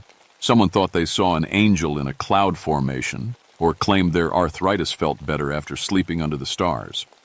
What I found were 8 adults standing around a picnic table, all of them looking like they'd seen a ghost. "Ranger," called out a thin man in his 50s. "I'm Robert Mills. We need to report something." I pulled out my notebook. "What seems to be the problem?" "No problem," Mills said, his voice shaking. "Miracle. We witnessed a miracle last night." The story they told made no sense. They'd been part of a prayer meeting deeper in the woods. A traveling preacher they called Prophet Jeremiah had been leading services. During the meeting, a woman named Carol Peterson, paraplegic for 15 years, had stood up from her wheelchair and walked. "Walked where?" I asked. "Around the clearing," Mills said. 20-30 steps. Then she sat back down and couldn't move her legs again. I looked at the others. They all nodded. One woman was crying. "You folks been drinking?" I asked. "We're Pentecostal," Mills said, like that explained everything. "We don't drink. Ranger, I'm a retired doctor. I know what I saw." I took their information, told them I'd look into it. What else could I do? File a report about a miraculous healing? The superintendent would have me tested for drugs. But driving back to the station, I couldn't shake the feeling that something was wrong. It wasn't what they'd said. It was how they'd said it. The fear in their eyes, like they'd seen something wonderful and terrible at the same time. That night, I drove out to the area they'd described. Deep woods, maybe 3 miles from the nearest road. I found the clearing easily enough. Fresh tire tracks, boot prints, signs of a large gathering. But there was something else. The animals were acting strange. In my 7 years as a ranger, I'd learned to read the forest. Animals tell you things. When they're quiet, there's a predator around. When they're agitated, there's been a disturbance. But this was different. The woods were too quiet, like everything living had just held its breath. I found a spot where someone had built a small fire. The ashes were still warm. Next to it, pressed into the soft earth, was the clear outline of a wheelchair tire. Standing there in the dark, listening to that unnatural silence, I felt something I hadn't felt since Sarah and Matthew died. I felt afraid. The next few days brought more reports. Campers talking about healing services. Backpackers who'd stumbled onto prayer meetings where impossible things happened. A man whose diabetes disappeared overnight. A child's broken arm that mended itself while people watched. I started keeping a file, unofficial of course, just notes and witness statements. The stories were consistent enough to be troubling. They all mentioned the same traveling preacher, tall, thin man with dark hair and pale eyes, voice that carried for miles, hands that glowed when he prayed. That last part bothered me most. I'd seen enough religious services to know the tricks. But glowing hands. Either these folks were coordinating an elaborate hoax, or something genuinely strange was happening in my forest. On Thursday evening, I got my first real look at Prophet Jeremiah. I'd been tracking the reports to their source, a semi-permanent camp about 6 miles up Butterfly Creek. Getting there meant hiking through some rough country, then following an old logging road that barely deserved the name. I parked my truck where the road ended and walked the last mile. The camp was bigger than I'd expected, maybe 40 tents and lean-tos scattered around a natural clearing. People of all ages, but something was off about them. They moved too slowly, like they were sleepwalking. When they talked, their voices were flat, emotionless. At the center of the clearing stood a man I knew had to be the prophet. He was maybe 6.5 feet tall, thin as a rail, wearing a simple black suit despite the July heat. His hair was dark and slicked back, his skin pale as paper. But his eyes were the palest blue I'd ever seen, almost white. Looking at him made my skin crawl. He was preaching to a crowd of maybe 60 people, but his voice wasn't loud. Somehow I could hear every word from 100 yards away. "The Lord has brought you to this place," he said, "because your faith is pure, because you believe in the power of prayer. Tonight, we will see that power made manifest." I should have turned around right then, should have radioed for backup, called in the state police, something. Instead, I found myself walking closer, drawn by that impossible voice. The prophet's sermon was standard fire and brimstone stuff at first, sin and salvation, heaven and hell.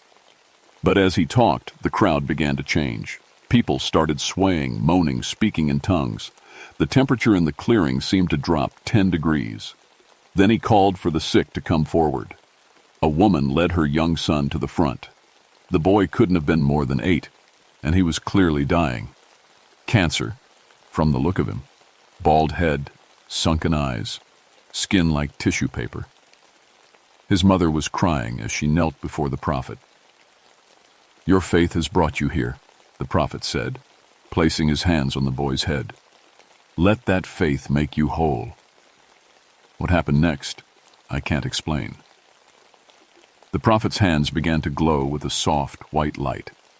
The boy convulsed once, then went still. For a moment, I thought he'd died. Then he opened his eyes. The change was instant and complete. Color flooded his face. His hair began growing back as we watched. He stood up, looked around, and started loud. "Ging! Mama," he said, "I feel good!" The crowd went wild. People were shouting, crying, falling to their knees. The prophet stood in the middle of it all, smiling like he'd just performed a card trick. But I was watching his eyes, and in those pale, pale blue eyes, I saw something that made my blood freeze. Hunger. I backed away from the clearing, my heart hammering. This wasn't healing. This was something else entirely, something wrong. I was almost to the tree line when the prophet turned and looked straight at me. "Ranger Shepherd," he called out, his voice carrying impossibly across the noise of the crowd. "Why don't you join us? You look like a man who's lost something precious." Every head in that clearing turned toward me. 60 pairs of eyes, all blank and staring. The prophet smiled, and I saw his teeth were too white, too sharp. "We have so much to offer," he said. "So much healing for a wounded heart." I ran. I ran through those dark woods like a scared rabbit, branches tearing at my clothes, roots trying to trip me. Behind me, I could hear laughter, not from the crowd, but from him. That awful, echoing laugh that seemed to come from everywhere at once. I made it to my truck, locked the doors, and drove back to town with the gas pedal on the floor. But I couldn't shake the feeling that pale-eyed prophet was still watching me, still smiling that terrible smile. That night, I called the state police, told them about an unauthorized gathering, possible health code violations, suspicious religious activity. They said they'd look into it. They never did. The reports kept coming in, But now they were different, darker. People weren't just talking about healings anymore. They were talking about resurrections. A man from Knoxville swore he'd seen the prophet bring a dead dog back to life. A teenager claimed her grandfather, dead for 3 days, had sat up during a prayer service and spoken to the family. Each story was more impossible than the last, but the witnesses were credible people. Teachers, mechanics, nurses, not the kind of folks who made things up. I started monitoring radio chatter from the camps. What I heard made my skin crawl. The prophet wasn't just healing people anymore. He was demanding things from them. Offerings. Sacrifices. Not money or possessions, but something else. Something the radio conversations called true devotion. I didn't know what that meant until I met Rebecca Coleman. She stumbled into the ranger station on a Tuesday morning, clothes torn, feet bloody, looking like she'd been walking for days. She was maybe 25 with tangled brown hair and the biggest brown eyes I'd ever seen, but those eyes were haunted, terrified.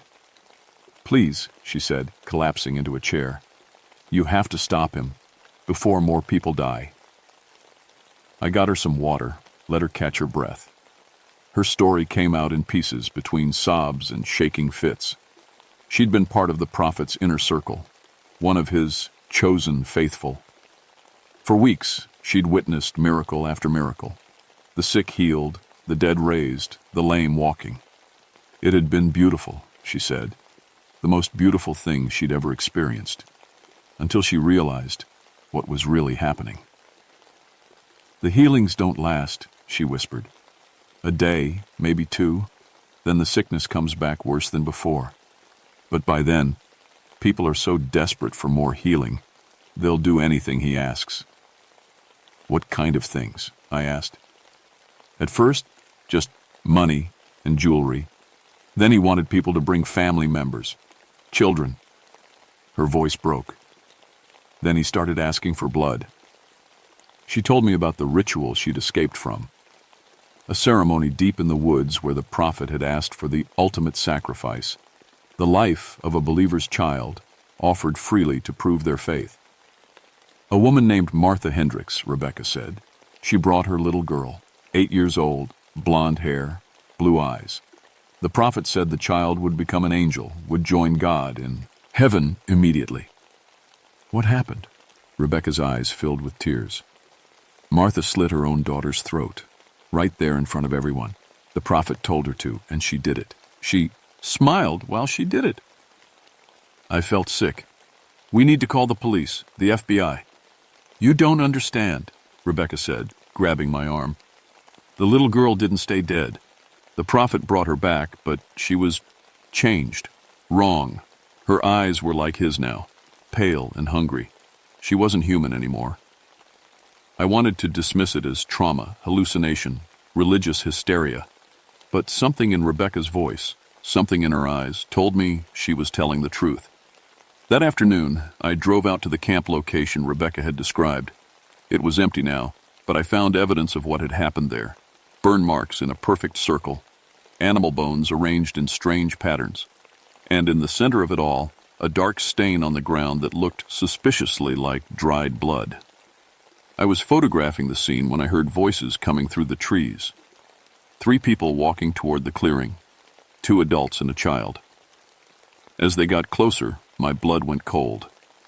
It was Martha Hendricks and her husband, walking hand in hand with their little daughter, the same daughter Rebecca had seen murdered.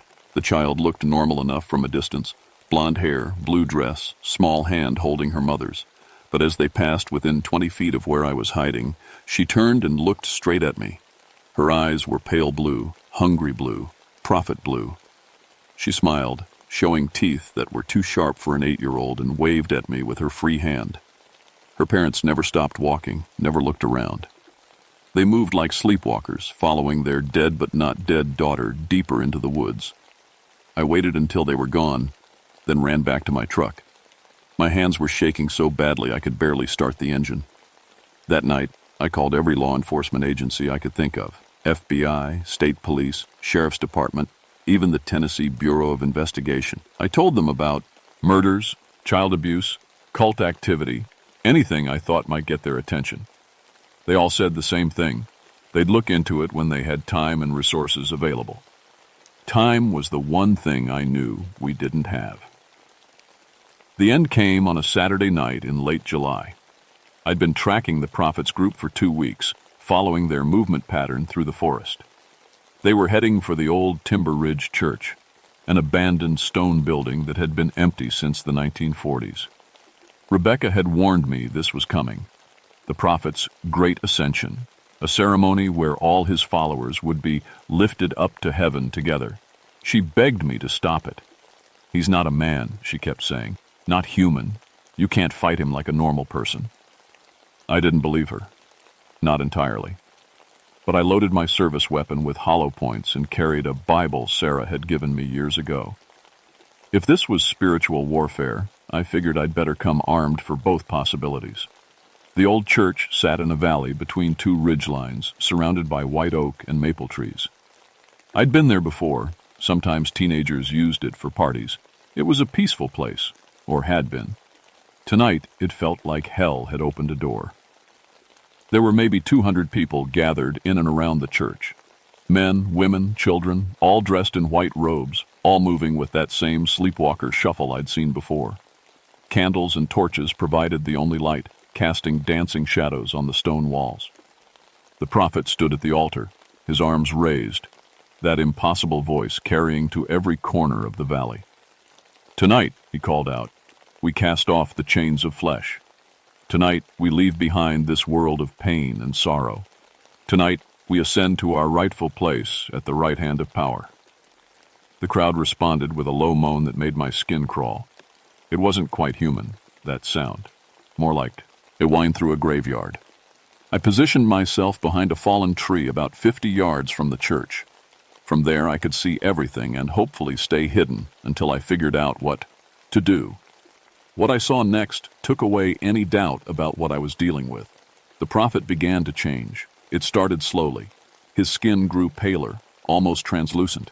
His dark hair lightened to silver, then white. His pale eyes began to glow with their own light. But it was his smile that gave away his true nature. His teeth lengthened and sharpened until they looked like a shark's mouth. This wasn't a man pretending to be divine. This was something else entirely, something that had never been human. "My faithful ones," the thing that had called itself Prophet Jeremiah said, his voice now echoing from multiple directions at once. "You have given me your devotion, your worship, your very souls. Now receive your reward." He raised his hands, and the air around the church began to shimmer like heat waves. The people in white robes started convulsing, their bodies jerking and twisting. Some fell to the ground. Others remained standing but began to scream. They weren't ascending to heaven. They were dying, all of them. I could have run, should have run. Let this monster finish his work and gotten out of there alive. But I kept thinking about all those people, all those children, about Sarah and Matthew, and how I hadn't been there to save them either. This time, I was going to try. I stepped out from behind the fallen tree and walked toward the church, my gun drawn but not raised. The Bible was in my other hand. "Stop!" I called out. "Let them go." The prophet thing turned toward me, still smiling that awful smile. The glowing eyes fixed on mine, and I felt my will start to crumble. This close, his power was overwhelming. I could feel it trying to burrow into my mind, to make me another sleepwalking follower. "Ranger Shepherd," he said, his voice now coming from everywhere and nowhere. "You've come to join us after all. How delightful." "I've come to stop you," I said, though my voice sounded weak even to me. "Stop me?" The thing laughed, and windows in the old church shattered. "I am eternal, mortal. I am power itself. I have fed on human faith for thousands of years. What could you possibly do to stop me?" Around us, his followers continued to die. Their life force was flowing into him like visible streams of light. He was growing stronger with every soul he consumed. I raised my gun and fired 6 shots center mass. The bullets passed right through him without effect. "Is that all?" he asked, still laughing. That's when I remembered what Rebecca had said and what I'd learned in all those Sunday school classes so many years ago. Faith wasn't about believing in miracles. Faith was about choosing to trust in something bigger than yourself, even when, especially when, everything seemed hopeless. I opened Sarah's Bible and began to read aloud. The 23rd Psalm, the first thing that came to mind. The Lord is my shepherd, I shall not want. The prophet Thing's laughter stopped. His glowing eyes narrowed. He maketh me to lie down in green pastures. He leadeth me beside the still waters. The streams of light flowing from the dying followers began to flicker and fade. He restoreth my soul. The prophet Thing let out a shriek that shattered every remaining window in the church. His form began to waver, becoming less solid. Stop, he commanded, his voice losing its supernatural echo. You don't understand what you're doing. But I did understand. For the first time in 3 years, I understood perfectly. Yea, though I walk through the valley of the shadow of death, I will fear no evil, for thou art with me. The thing that had called itself Prophet Jeremiah began to dissolve, his stolen power flowing back to its rightful source. Around the church, people in white robes stopped convulsing and began to breathe normally. Thy robe, and thy staff, they comfort me. With a final inhuman scream, the false prophet vanished. The supernatural darkness that had hung over the valley lifted. The oppressive silence gave way to natural forest sounds, crickets, owls, the wind in the leaves. Surely goodness and mercy shall follow me all the days of my life, and I will dwell in the house of the Lord forever. I closed the Bible and holstered my gun. Around me, 200 people were waking up from a nightmare, confused and traumatized but alive. All but 12. 12 souls that had been too completely consumed to save. The official report blamed the whole thing on ergot poisoning, a fungus that grows on grain and causes hallucinations. Mass hysteria brought on by religious fervor and contaminated communion bread. The state investigators found no evidence of any prophet Jeremiah.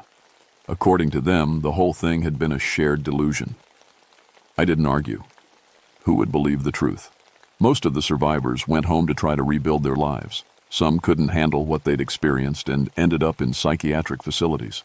A few, like Rebecca Coleman, stayed in touch with me. We formed an unofficial support group for people who'd encountered things the official world wouldn't acknowledge. As for me, I kept my job as a park ranger, but I changed my focus.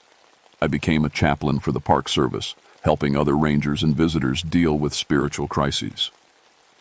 I also started studying theology and comparative religion, learning to distinguish between genuine faith and supernatural deception. It's been 30 years since that night at Timber Ridge Church. 30 years since I learned that there really are things in this world that feed on human belief, that twist our deepest spiritual needs into weapons against us. The mountains are still beautiful.